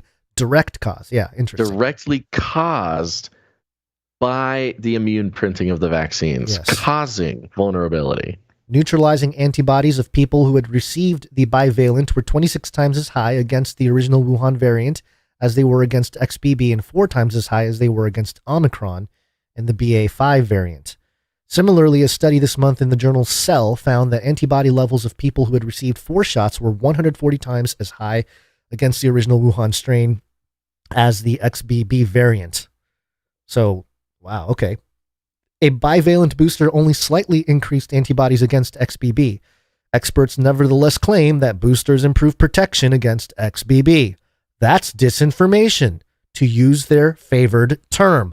The Wall Street Journal editorial board is saying that the very idea, the claim that getting the booster protects you from this new Omicron variant is disinformation. Yeah. Not us. This is the Wall Street Journal. That's the Wall Street Journal. Writing it's brutal. This. And it gets even worse. Yeah. A Cleveland clinic study that tracked its healthcare workers found that bivalent vaccines reduced the risk of getting infected by 30%, while the BA.5 variant was spreading. But, as the study explained, the reason might be that workers were more cautious, workers who were more cautious, i.e. more likely to wear N95 masks and avoid large gatherings, may have also been more likely to get boosted. Okay? Notably, workers who had received... I think that's a notable sentence there. They're even trying to say... Because it's kind of reversed of what the mainstream was saying for a long time. Sure, which is, what they're saying here is, maybe people who got boosted did get BA.5 less, but it was because they were doing other stuff, like locking themselves in a room and not coming out and, doing all sorts of other things. It wasn't the booster that was protecting them. Right. Notably, workers who had received more doses were at higher risk of getting sick.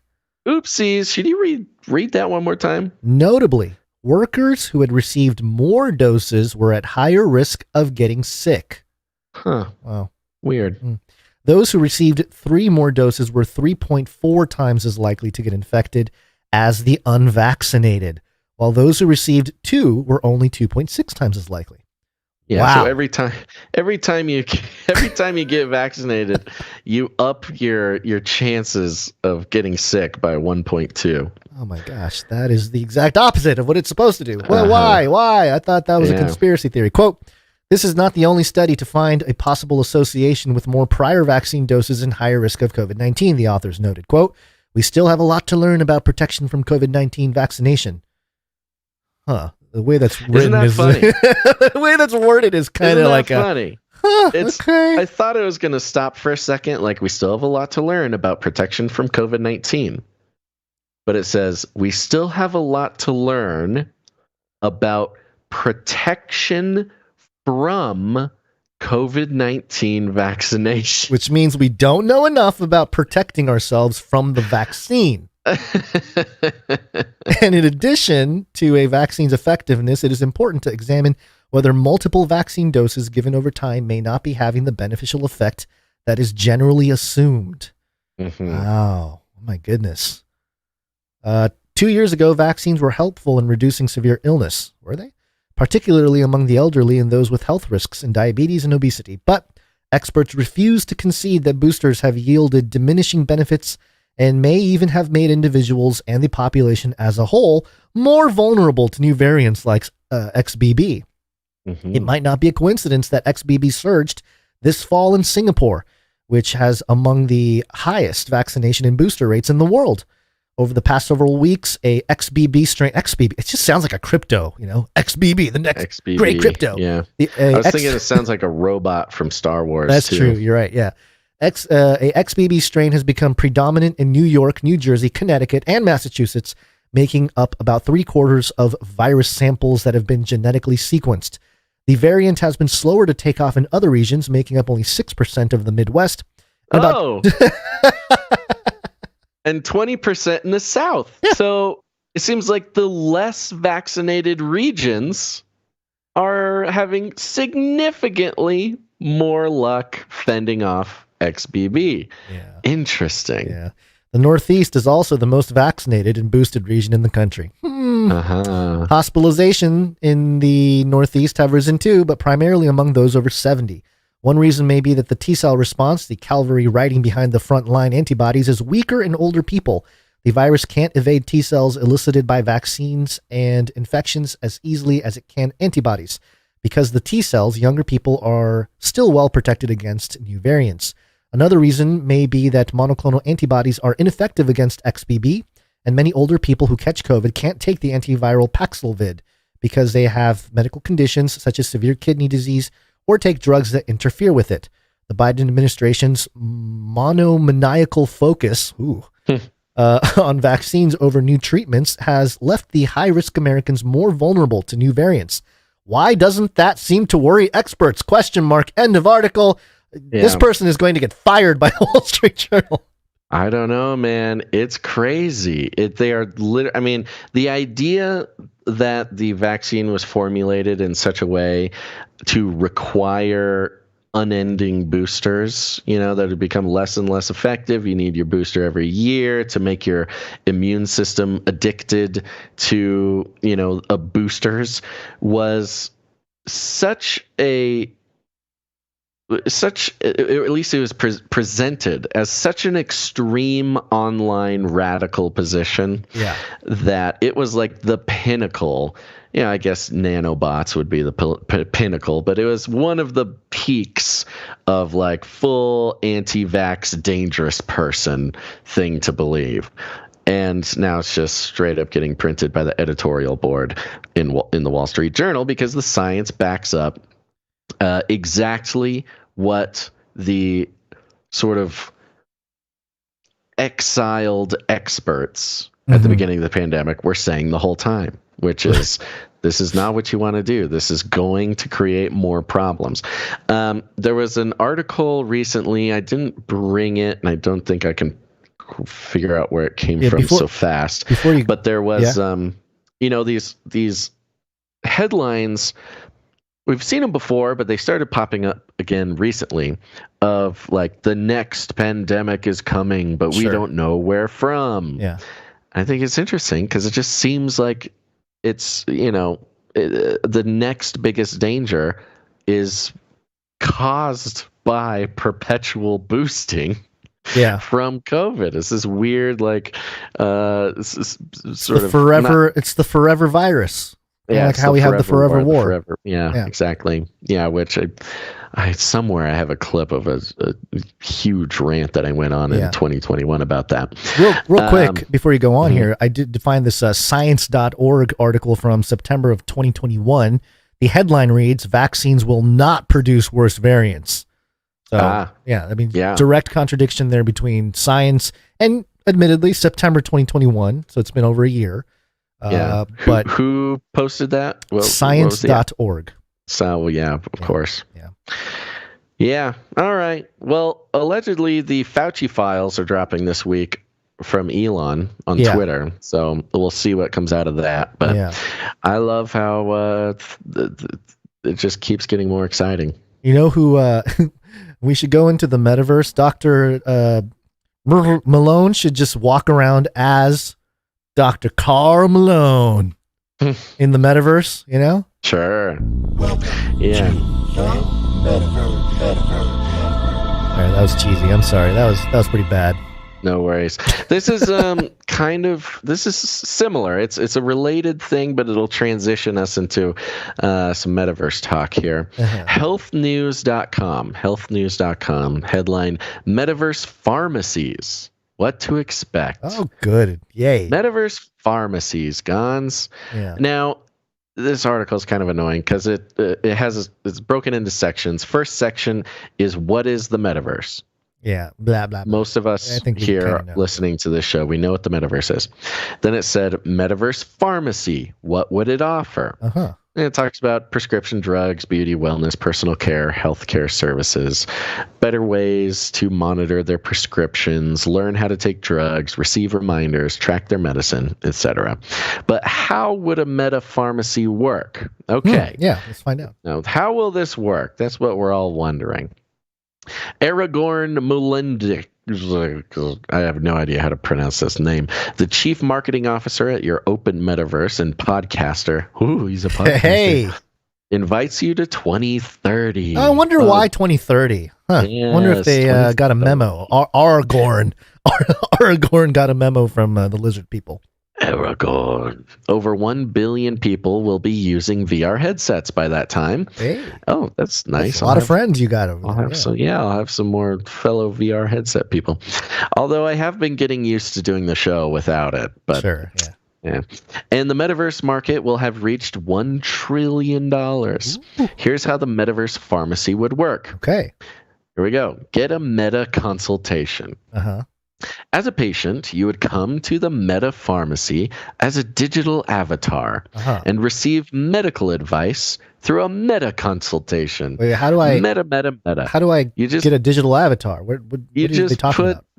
You just put meta in front of everything, Gons. It's just okay. How the future works. You just put meta, and you're also advertising for Mark Zuckerberg at the same time. Yeah. Okay, so you show up as your meta avatar and there's a meta pharmacist and you get a meta consultation. Great. Okay, so basically a Google search. You do a Google search sure. in the metaverse.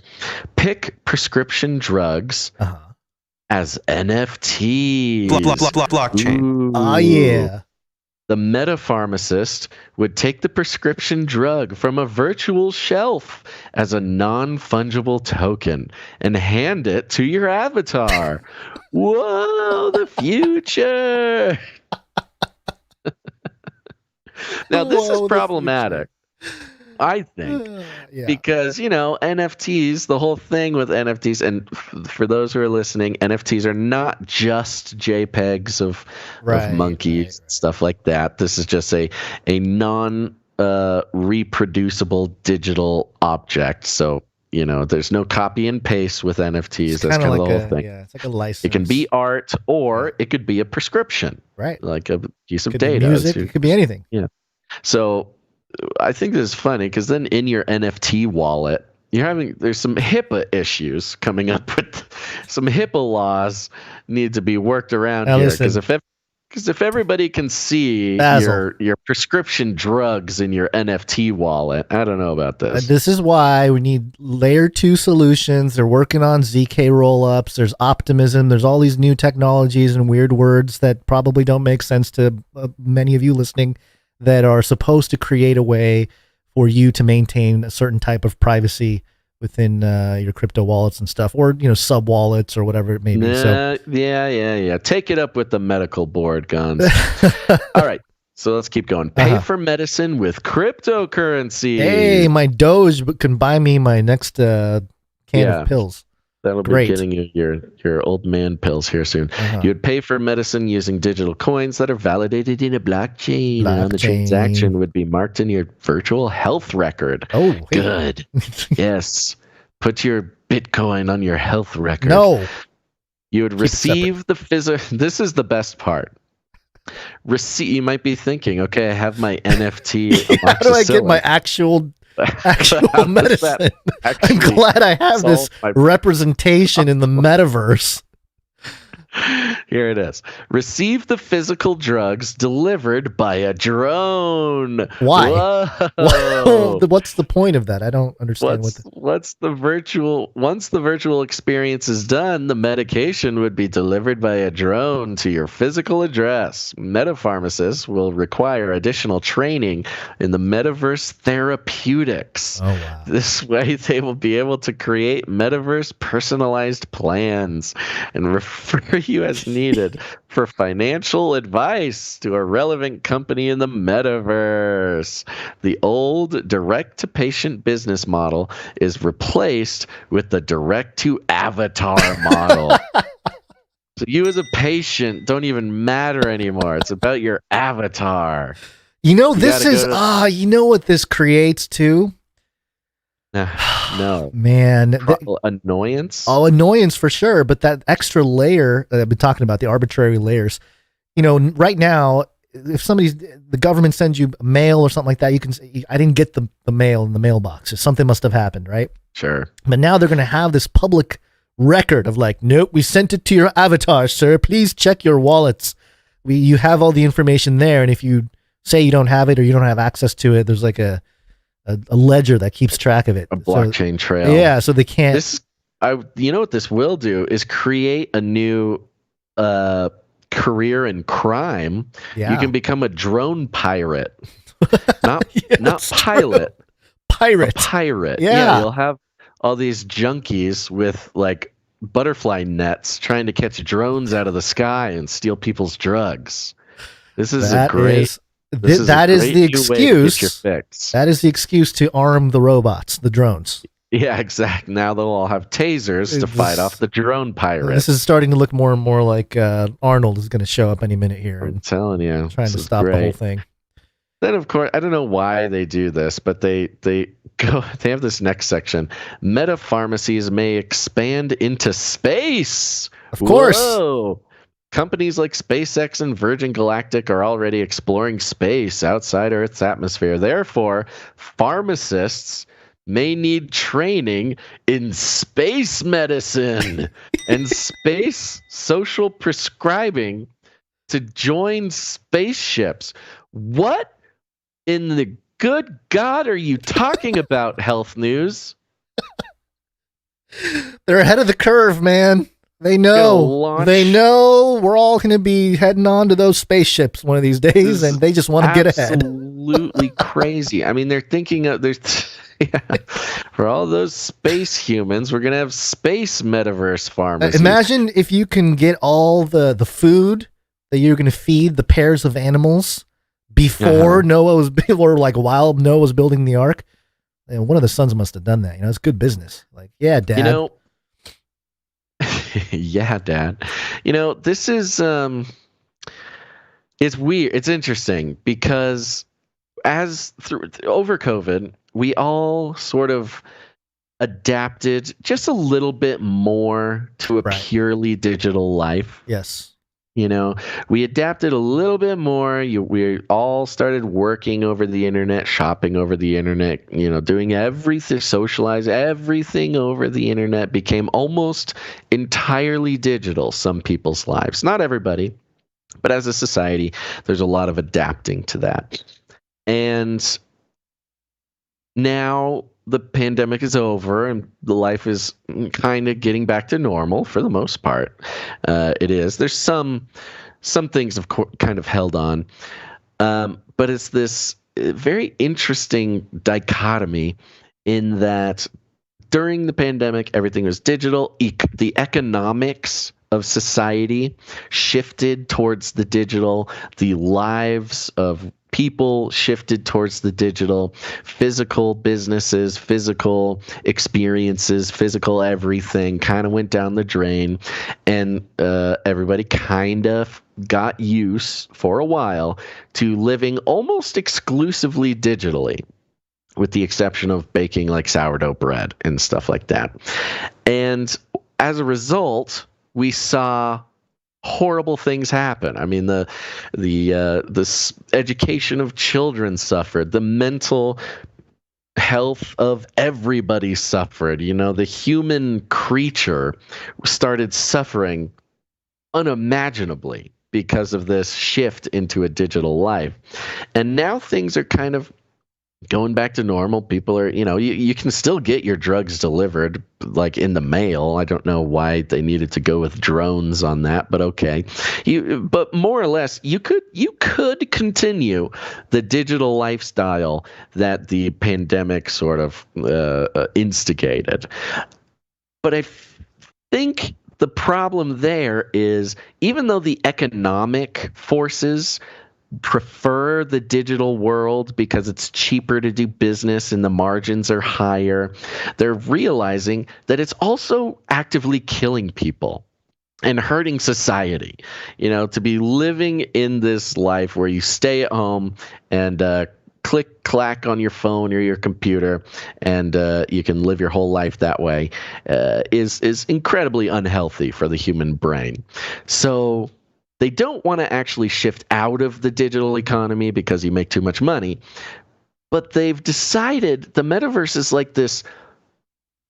It's like a theater. They're putting on live theater digitally. So you can sort of experiment with feeling like you're going to the pharmacy or feeling like you're doing these things that you used to do and they were kind of annoying and they were chores, but that was life. You know, life was pretty much just one errand after another for a lot of people.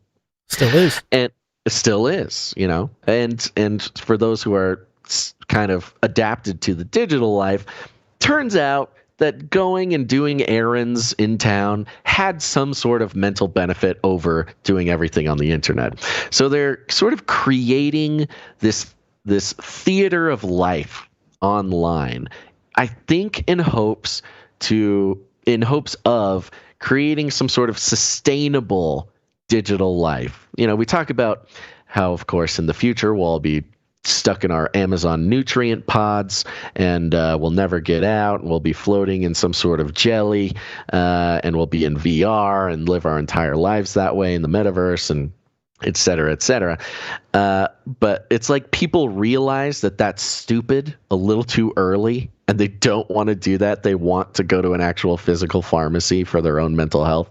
And so they're like, no, we gotta put on a piece of theater to make the digital human not go absolutely insane and hurt themselves or others. Yeah. It is really sort of this sick, literal Matrix style illusion that is required to sustain the sort of unfortunate digital life that is more profitable for corporations. Yeah. And, you know, they got to have something to experience. Experiencing the world turns out is much more important for your mental health than simply getting your drugs delivered by drone. Yeah. Yeah. And this, there's a lot of research, I suppose, that proves this point in hindsight 2020. But got a couple things here. CNN, Destination Japan, virtual reality helps Japan's elderly travel the world. This was published back in July of 2019. I was showing the video while you were talking there. Oh, of all these we've old been folks. following that stuff for quite some time. Yeah, and then there's the Forbes article here from 2020, how virtual reality is benefiting seniors. And so this has been built in. It just needed a way to get everyone to adopt it. And what a great crisis COVID is, because it just does so many things. If you were trying to pull off something that changes the world in this direction, the whole metaverse direction, man, the pandemic really just knocks out so many different things. Supply chains, everyone goes digital. You got to separate social distancing. You got to be in your home. You got to lock down. Yeah. There's like so many things that are so helpful to the greater agenda. You got to get the robots in there. Yeah, the robots. Don't want people leaving their house. You got to keep them in there. The medical pharmacies, the metaverse pharmacies and everything. It's perfect. It's too perfect for it to be just a random pandemic. Yeah. And it's interesting because it does sound pointless, like the metaverse to a lot of people and to a lot of our listeners, and correctly, by the way, but it sounds pointless to try to do anything in the metaverse. A metaverse pharmacy sounds ludicrous and pointless, but it's interesting because if you really look at it in the dystopian perspective, it is actually not pointless. It's required to create the illusion of experiencing life in order to sustain the sort of psychologically damaging economy of the digital life that everybody's sort of forced into. So on one hand, it's stupid because we know we can go to the pharmacy, even though it's annoying sometimes and whatever, but even the mundane act of showing up at CVS and getting your prescription, at least you're getting out, you're seeing people, you're experiencing a world outside the four walls of your house. So it sounds pointless, but I think the weird sort of esoteric thinking, high-minded technocrats know that you have to build in some sort of game. You have to build in some sort of, even going to the pharmacy is kind of a game, you gotta you gotta drive, you gotta get there, you gotta wait in line, you gotta kind of be strategic about how fast you get from the counter to the blah blah blah. Do you pay with your card or cash? There's all these decisions that life is made up of, and you got to gamify it. And that's really what they're doing. They're turning going to the pharmacy into a video game, because if they don't, people are going to fall into despair and disappear from their customer base. They can't have people die. They just need them sick. Exactly. Because you can't profit from the dead. You can profit from the sick. And to your point about gamification, it's like a frequent flyer miles. You're going to have, I've gone to the pharmacy once a week for 12 years now in the metaverse, and I got 12 million pharma tokens that I can use to buy more pills. And that'll be Joe, because Joe loves more better pills. I've ordered more pills than anyone in the world. In the metaverse. That'll be the thing. He's going to love it. Yeah. Anyway, so there you go. There's the future, folks. Hope you enjoy it. Have you seen a show called, it's on Netflix, called Dance Monsters? No, there's no universe in which I would watch a show called Dance Monsters. Okay. Well, I wouldn't either, but there are ladies that live in the house that clicked through some of that, and so monsters. Yeah. So what this show is a bunch of people that are dancers that either they didn't make it or they got injured or whatever, who throughout their careers were told they're not the right body type or whatever. And they all get into these, those suits with the I'm points. looking at it now. The mocap suits. Yeah, the mocap. Yeah, there you go. Motion capture. So they're in these motion capture suits and they do their dance routine, but they are projected on the stage as their avatar, their monster. So they have their own characters. And the whole thing is like, just let the personality shine through with these monsters. And it's if you want to indoctrinate a generation into the blending of digital and physical. This is a type of show to do I'm watching a trailer of it right now. It's really trippy. And you got the judges there. They're seeing the 3-dimensional dance on the stage, and the actual dancers are somewhere in the backstage in a green, like a stage room. Well, the setup of it is really interesting. What you're saying there, they didn't make it because they were ugly or they didn't have the right body type or whatever. They are a good enough dancer, but you know the cruelty of the world, system. the racist world. Now I'm watching the trailer, and so they have their little CGI figure doing a dance, and they never show the face of the dancer. They blur out. Yes, there's an actual blur. It's part of the reveal, though. At the end, if they reveal, they get voted out or whatever, they reveal who it is. So very interesting though. Very interesting. You keep them secret, and it speaks to this dystopian technocratic future that Mark Zuckerberg's such a big fan of, being you can be whoever you want. In the real world, you're not hot enough or skinny enough or whatever, but in the metaverse, you are. And that's how we should live. That's how you get equity and inclusion. I want to be Dr. Karl Malone in the metaverse. Walking around and with that Karl Malone skin. That's not good. He's got some version or something. Because notably, all the CGI dancers, the dancing character, none of them are human. Because if you get human CGI, then you're dealing with the same stuff. You have a white guy trying to be a person of color, and that's problematic. That's what it'll come to, though. Eventually. I never made it in the dancing world because I wasn't black. Right. And then now I can be. Now you can. That's the problematic part of this whole thing. Yeah. All right. Let's keep moving. What do you say? Let's move. Break.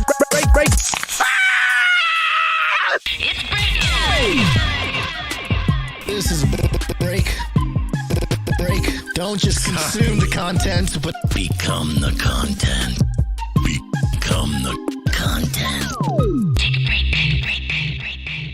We're going to thank our producers who come in with their God-given talent.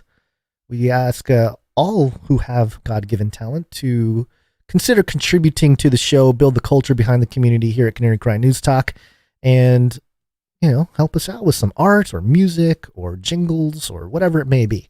We just ask that it's for the show. And to kick things off, we're going to do SpeakPipe because there's a lot of talented people in SpeakPipe as well. Please leave a message after the tone.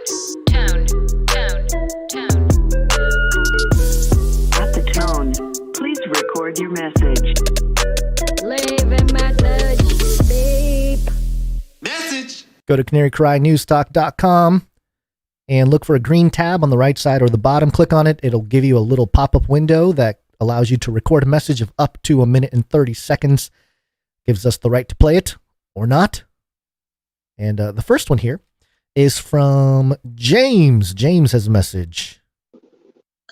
Hey, James here. Hey, I've been meaning to ask you guys this. A few months before, quote-unquote, the pandemic C-19 came about, there's a documentary series on Netflix called Pandemic. In that, they were talking about, well, there will be another one coming. We don't know when, but our researchers and scientists are going to come up with a vaccine that will cover everything that might be coming. And they were studying it on pigs and whatnot. Anyway, then the quote-unquote pandemic happened. And then we went into lockdown. Then I was sitting there, and it hit me. Oh, yeah, I just saw a documentary about this. So I went to go look at it on Netflix. Couldn't find it. It was scrubbed or something. Very interesting, because I wanted to see what they were saying in that. Anyway, did you guys know about that documentary series on Netflix? I mean, this was years ago, a couple years ago now. But did you guys know about that? But I can't find it anywhere now. It's gone. But it was a very interesting documentary series. But I just couldn't remember little details about it. Anyway, let me know. Curious. Kind of weird I can't find it now, right? Yeah, so James, I did look it up. The Los Angeles Times actually published an article about this back in 2020. It was titled, "A Netflix Series Predicted a Global Pandemic. It Was Dismissed as a Show About the Flu."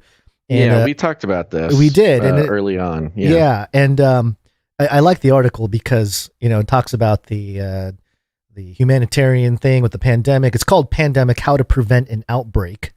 And it says here, in a freakish coincidence of timing, Pandemic premiered on Netflix in late January, just as the novel coronavirus was beginning its rampage. So, LA Times consider it a freakish coincidence. I think a lot of people will consider it not so freakish of a coincidence. Right. They're looking at it kind of through along the lens. lines of, Bill Gates's germ games and the sort of strategy conferences. Event 201. Event 201 specifically. Yeah. Yes. Thank you very much for the message. Yeah, appreciate Who is it. this? James. This is James. Thank you, James. Appreciate it, James. We have a message from Sam Elliott. Look at this, Sam Elliott. Oh, he's back. This is Sam Elliott. I just want to wish everybody a happy new year, and hopefully this new year is great. Yippee-ki-yay, right?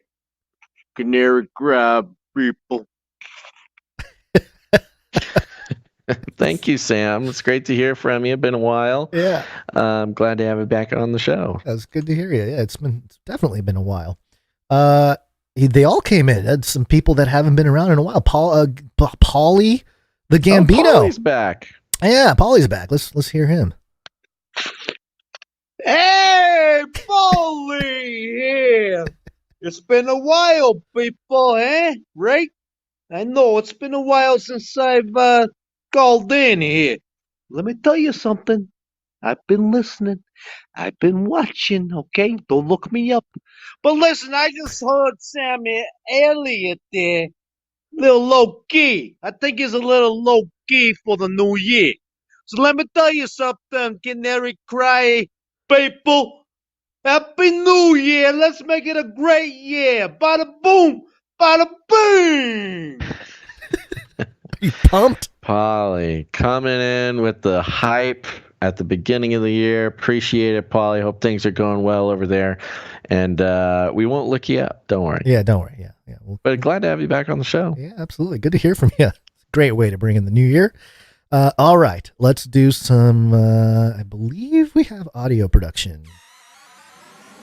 Audio production.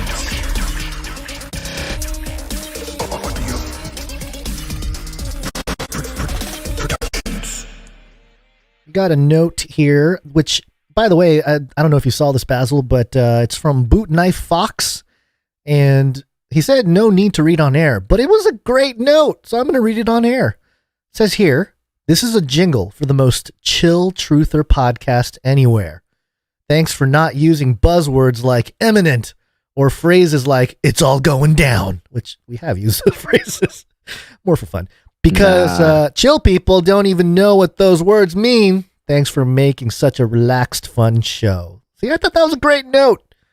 And I thought so too, but perhaps he's being facetious. I don't think so. Okay. He made a jingle for us. This pretty chill. Yeah, no, he made the Colbert was cool jingle. Colbert was cool. Oh, the good old days when Colbert was cool. Colbert was cool. Colbert was cool. Colbert was cool. Colbert was cool. That's fun. Yeah. We do need something to play when he pops up. Yeah. Thank you very much. Yeah, appreciate it. So there you go. Thank you for that. Boot Knife Fox, I believe is the way that this person would like to be known. All right, let's do some art. One art, please. I'm going to kick it off with Sir Dove. One art, please, from Dove. And Dove comes with a newt, as always, here. And it says, peace. For this week's Bible artwork, I did an illustration for Sirach 7:19 from the Apocrypha. Forego not a wise and good woman, for her grace is above gold. Hope you guys like it. Keep doing what you do, and I'll keep praying for you. Yeah, very good. Thank you very much, Sir Dove. And where did he say this was from? The Sirach. I think that's how you say it. The Sirach, the Sirach. Interesting. From the Apocrypha. I'm not familiar with that particular piece of the Apocrypha. But he's got a beautiful picture of overlooking a lake. I don't know which lake this is, but it sure looks good. And he's got some very cool font over the front here in sort of varying shades of gold.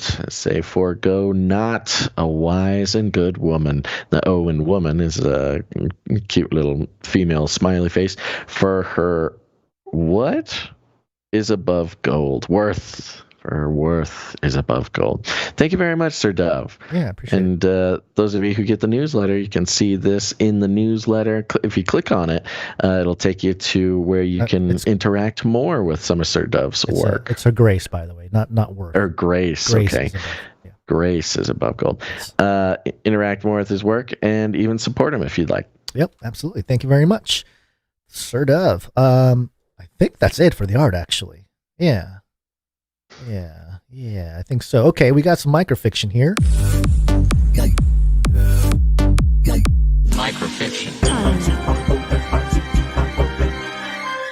Microfiction. We got a series from Runk Smash, but we're going to go through these one episode at a time. Okay. And, Runk Smash.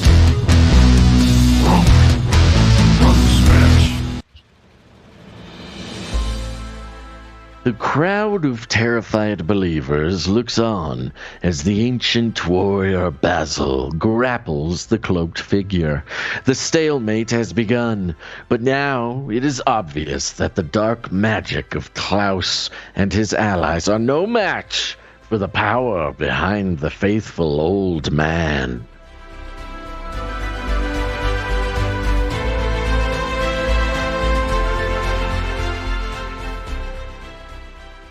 The struggle continues. It's getting physical. Thank you very much. Thank you very much, Runk Smash. Thank you, Runk Smash. And that does it for the producers coming in with their talent. Thank you very much. And here's a quick thing, because I do recall seeing on the document, on the spreadsheet, Gons, yes, I'm looking that somebody did come in with a microfiction at canarycry.art. I may have the dates mixed up on this, but did you check that? It came in, you're right. It did come in New Year's Eve. So New Year's Eve, I'm yes. trying to pull it up here now. It's not allowing me. I will pull it up on my end too. Oh, wow. Okay. All right. Yeah, this is, sorry. It pulled up some weird...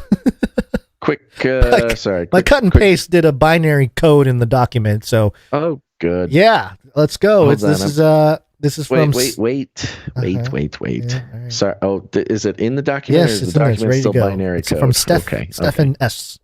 Ah, ready? Yes. Ready? Yeah. Yes, ready. Ready? Okay, here we go.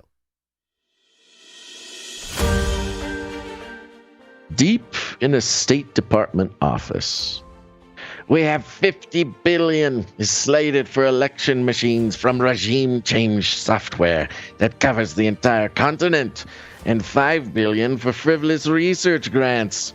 James, what do you have for Congonda? Sharks with jetpacks. Perfect.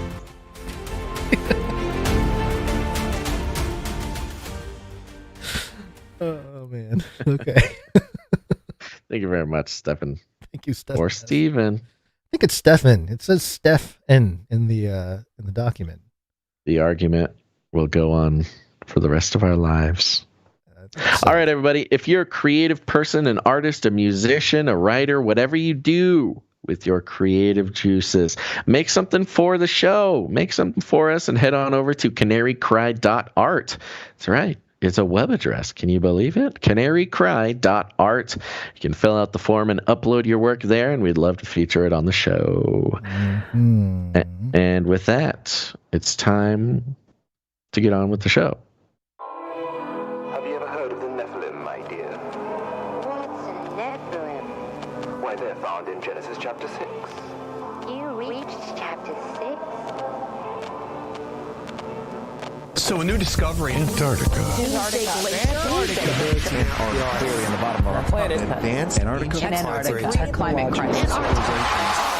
Penguins.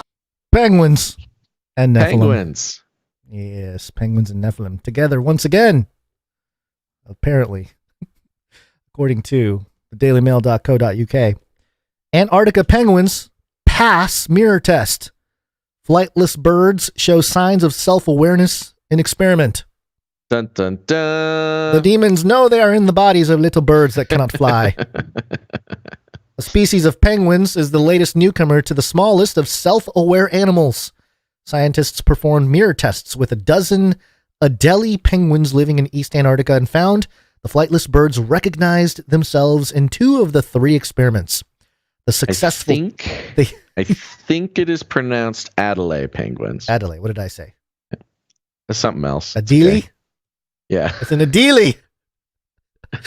The successful tests involved building a cardboard corral around some of the penguins that directed them toward mirrors at the end of an enclosure and placing stickers on the mirror to see if the animal noticed. The one that failed had placed mirrors on the ground to see if a penguin would walk up to it, but the scientists said that is a typical result because the animals believe the creature they see in the mirror is another of their kind. Sorry. Okay. The mirror test was developed in 1970 by American psychologist Gordon Gallup Jr. to understand whether animals possess the ability of visual self-recognition. And since then, cetaceans, primates, elephants, and some birds and fish have proven to be self-aware. Proven, really, or just noticing that there's... To conduct the mirror test, scientists typically mark an area of the animal's body while they are anesthetized. When the animal wakes up, it is given access to a mirror. My gosh, it sounds like you're waking up in the Matrix. You go to sleep, you get anesthetized, and then they do things to you. They mark you, and then they wake you up and put you in front of a mirror. If the animal touches or investigates the mark, it is taken as an indication that the animal perceives the reflected image as an image of itself rather than of another animal. Because, of course, penguins knew that before there was no such mark on my behind. Yeah. I don't know about that. I understand it. Makes sense to me. It does make sense, but also, how does it know that it was not marked before? I think that's why it's checking. No, I know, but if he didn't know what he looked like.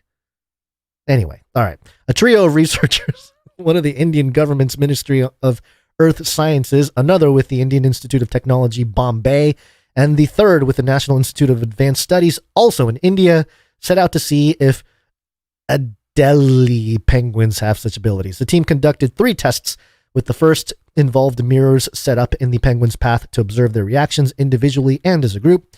However, the penguins did not respond in a way that suggests self-awareness. Oh, but it could be because they thought their reflection was another of their kind. The next test was conducted independently on 3 penguins in 2 three-sided closed enclosures constructed using cardboard sheets. 2 glass mirrors were placed on the 2 opposite sides of the large enclosure to ensure that the 3 subject penguins confronted their mirror images within the section. The penguins were released from their cardboard enclosures as soon as the experiments were concluded. Don't worry. Yeah, don't worry. We didn't trap them. We didn't leave the penguins in a cardboard box until they died. Good thing they didn't try to hurt each other or something, it's like the Luke Skywalker thing, you battle yourself. Yeah, they battle their own mirror image. Yeah, in this test, scientists removed the mirrors when the penguins entered and then placed the mirrors once the animals were inside. The subsequent experimental phase consisted of the actual mirror test when the 2 mirrors were placed in the enclosure and the subject penguins were observed to spend variable but relatively longer periods of time in front of the mirrors, apparently examining their images, reads the study published in BioArchive. There's a picture of a cute penguin putting his little beak right up to that mirror. Maybe he thinks he's another kind of animal, or another of its kind. The final experiment placed stickers on the mirror, which obstructed the penguins' view of their reflection. The team observed the flightless birds pecking at the sticker as if agitated as it was in their view. Quote, we speculate that such a behavioral motivation could indicate a restlessness that was expressed when they were unable to later see their faces in the mirror, a potential reflection of their underlying awareness of the self, the team wrote in the study. It says stud here, but I think they meant study. Quote, we, however, admit that there could be alternative explanations, such as a discomfort generated by the failure to see the eyes of a mirror image. The researchers suggest their results are ambiguous, but note that their findings suggest that... Oh my gosh, let me read that sentence again. The researchers suggest their results are ambiguous, but note that their findings suggest that the penguins exhibited some self-awareness. Hey, it's the Daily Mail, okay? They don't get paid enough over there to write good articles. Quote, we hypothesize that Adelie penguins, given their intrinsic ability to immerse themselves in socially complex networked lives within communal rookeries, may possess a sense of self-identity and subjective self-awareness, reads the study. Dun, dun, Here, the rise of the penguins. This is how it begins. Yeah. This is important because if we're going to lure all the rich white liberals down to Antarctica, to the new utopia. The woke white desert, yep. Yeah, the Great White Desert. They're going to need some friends because there's not everybody's a rich white liberal. So this is going to be a very exclusive place. And if only penguins are like one of the very few animals living down there and one of the even fewer animals that will not eat the rich white liberals as they unless the big one comes out. Escape the racism of modern life. And so, it's very reminiscent of like, hey, these little guys are self-aware. They live complex lives. So they're just like us. Let's go befriend them. Perhaps they will tell us the secrets of life and what's beyond the outer wall of the flat earth realm. Yeah. Okay. Wow. You just went, that was like a punch in the face. You didn't know where you were going, but there it is. It's all coming together. I'm telling you. There was an article. I'm trying to find it now. I think we probably had it in some additional notes in the last few episodes. Because there's been I will say this. In 2022, the number of stories about Antarctica that went mainstream is just off the charts. I couldn't keep up. If you inside baseball, if you looked at our list of Antarctica stories from over the break, I mean, Mr. Beast goes down there, makes a video and doing music stuff with, what's his name? One of the big conductors. There's a whole bunch of stuff. Will Smith is down there. We knew he was going to do that filming of the, I don't know, I can't remember, some world travel video or something like that. So he had a clip there. But the one story that I think we didn't do was a story about how the people there working I think it was the scientists. Man, I wish I could find it. Yeah, there's more Me Too stuff happening down there. No, that too. But I'm more specific to the penguins. They stopped working. They stopped doing all their developments with their equipment to allow the penguins to come check it out. Oh, yes. Yeah, I do you remember we that did story? do that one on the show a while back. Yeah, we did. All right. Yeah. Yeah. There's a lot there. It does make it more disturbing. Speaking of another Antarctica article, remember the killing fields, the penguin killing fields, the beheadings of the headless penguins washing up on shore. Yeah, and in like Australia. the pineal gland thing with the penguins and the mummified. It was separately. There was a mummified field of penguins. Right. All this crazy stuff. I can't help but think that the presentation of penguins as self-aware makes all of those stories significantly more ghoulish.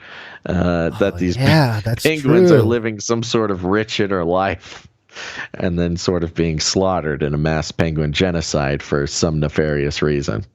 Yeah, one of the greatest villains of all time, Penguin, Batman.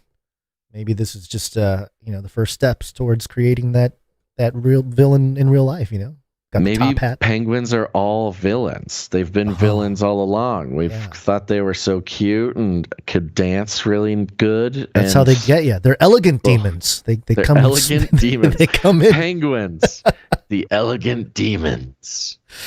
That's hilarious. All right.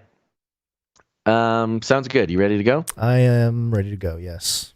All right. Thanks, everybody, for tuning into this episode of Canary Cry News Talk. Thank you to all the producers, the executive producers, the very talented artists and writers. And thank you to some producers who keep this show going with their time. They are devoted and faithful producers who do so much on our back end, and we'd like to thank them now, starting with the Clippies. Flippy on those videos. Thanks. Yeah, thanks. Thank you to Emsworth and Faye Liverin. The Canary Cry Clips channel is still banned on YouTube, but we are working on some other stuff, and they are so valuable to the community. So thank you to Emsworth and Faye Liver, and I believe you can still go subscribe to the Canary Cry Clips channel and watch videos, stuff like that. We just can't upload anything new. So go drop a message over there. Say thank you to Emsworth and Faye Liver. I know they would appreciate that very much, and we appreciate them very much. Absolutely. And what they do is made possible by the timestampers. Timestamp, it's hard work. That's right. They timestamp the show, and that is used for so much important stuff in the back end. So I want to thank producer Jade Bouncerson for timestamping episode 575. Thank you very much, Jade. Thank you very much, Jade. And of course, thank you to our social media gal. The social media consultant. Thanks so much. Social media, follow us. Yep, thank you today, Miss G of the OV in the Deep Rivers, for getting the art from the show up onto the social media. You know, we appreciate that very much. I was reminded that Miss G Beauty had done the Canary Cry bingo cards. Oh, yes. And I was revisiting them. I did tweet about it, and I think we did. There was a few on there that you could definitely check out. We should revisit that. Yeah, we should bring that up next episode. Next episode, we'll talk about it. I forgot about it today. Plankanifius, if you're listening still, try to maybe remind us to bring up the bingo next episode. I believe you can go to canarycrynewstalk.com/bingo, and you can see the card from 2022. Yes. So, well, we got to see how many of those things took place. Yeah.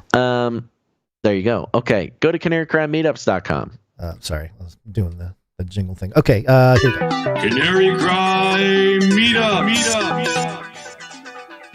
Canary Cry Meetups. Go check it out. There's meetups.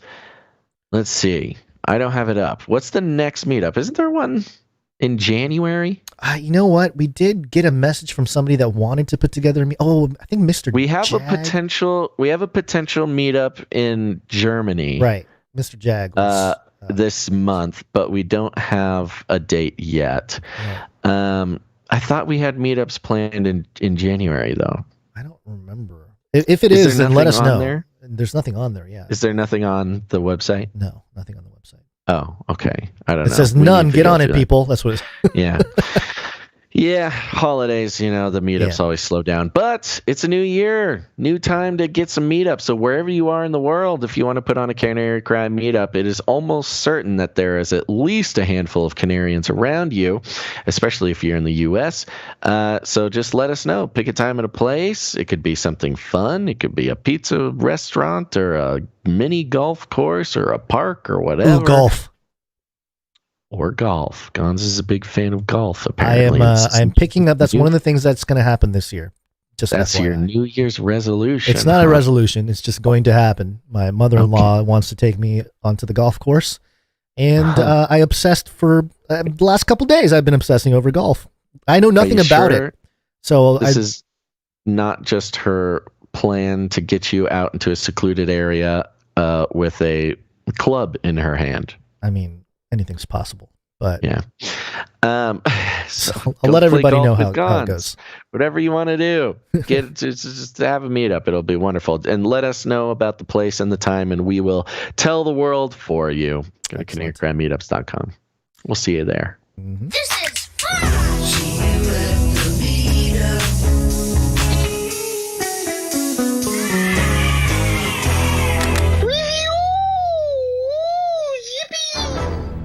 Yep. That's right. Go leave us ratings and reviews. It's extraordinarily helpful for us in our battle against the algorithms. Leaving ratings and reviews is the number one best way to get new people to find the show who otherwise would have no ability to do that. So specifically, if you go to Apple Podcasts and leave a rating and a review there, where most of you are listening to this show, that would be wonderful. You can also rate us on Spotify, Audible. You can leave a review, all these places, wherever you can. Let the world know that Canary Cry News Talk is where it's at. Thank you very much for that. Thank you to Jam for the links. Thank you to Clankanivius for the assistance. And thank you to you, dear listener, for listening. And, share the show. Share it with your friends, your family, your social media, whatever. Go ahead, share the show, because the world needs to know that, first of all, the penguins, they're sentient. They're self-aware. It's been that way all along. And they've always been sentient, haven't they? What? They've always been sentient. Well, apparently they've always been self-aware. And among other things, who knows what those penguins are up to? And it's time that more people know about it, folks. So go on, make some flyers, paint your body at football games, North American football or otherwise. Do what you have to do to get the word out about the penguins, and don't forget to leave a QR code for the show or something, because we've got bigger problems on our hands than what they want us to pay attention to. If these penguins are plotting and scheming all along, they are, if you look at the circular flat Earth map, the penguins are surrounding us. They surround us, yeah. They have completely engulfed humanity. That's right. They are standing at our borders, and they are making sure that we do not figure out how to get over the ice wall. So this is now the number one priority for all three free-thinking folks in the world. So go share the show. We like to call it rattling cages. If you need any more instructions, here's what you do. You just walk right up to him, grab him by the cage, and then you shake The end of the world occurred pretty much as we had predicted. I want to shake things up, stir up some controversy, rattle a few cages. Hey, stop that! You'll never silence me. I'm the last angry man, a crusader for the little guy. Leave the bird alone. Never. Rattle a few cages. Rattle a few cages. The human race will have every opportunity to improve. And if they don't? Ask Noah. That's right. Just ask Noah. Gods, any last words? No. Happy New Year, everybody. And when are you getting your whole rig back? A computer back, yes. I was just talking to the guy yesterday. I don't want to put a date on it, but he's on the last aspect. He's on the data recovery part of the situation. Great. And good news is that I may be able to recover the majority of my entire life's work after the big problem. I will hopefully have it back next episode, but I've learned not to guarantee these things. Yeah, good stuff. Yeah. Well, we will see everybody, Wednesday? Wednesday, yep. All right, everybody. Thanks for listening to this episode of Canary Cry News Talk. Make sure to tune in next time, but until then, think outside the cage. Goodbye. Armageddon's on the way.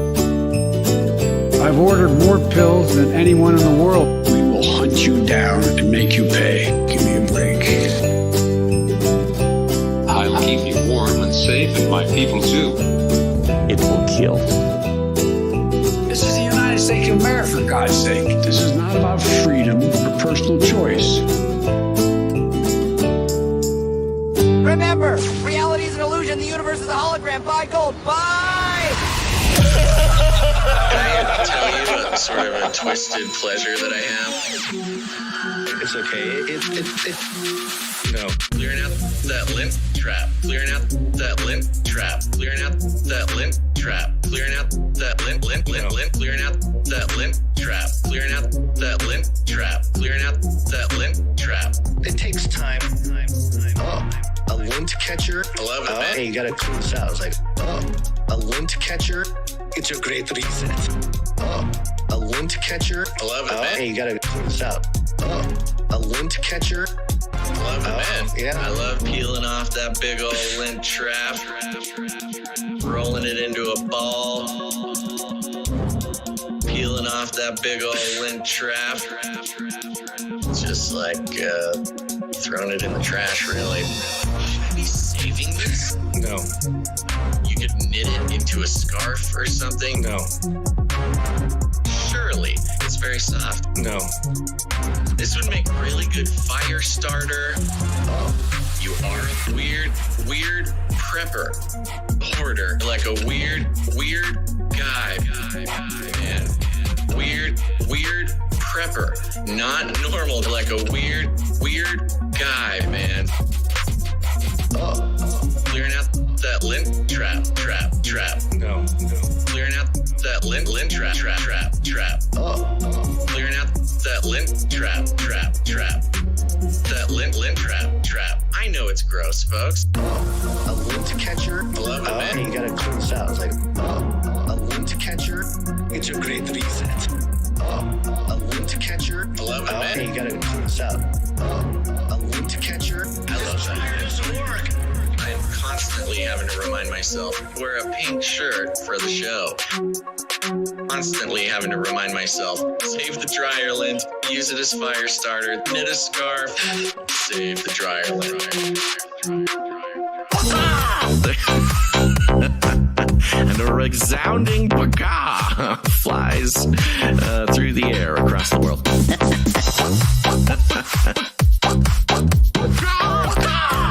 Why are you screaming like a wild bird? Rattle their cage. You have a lot of people screaming randomly. Why don't you shout?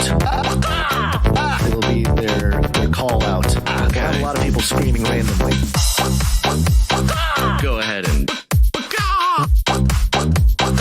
Why don't you shout?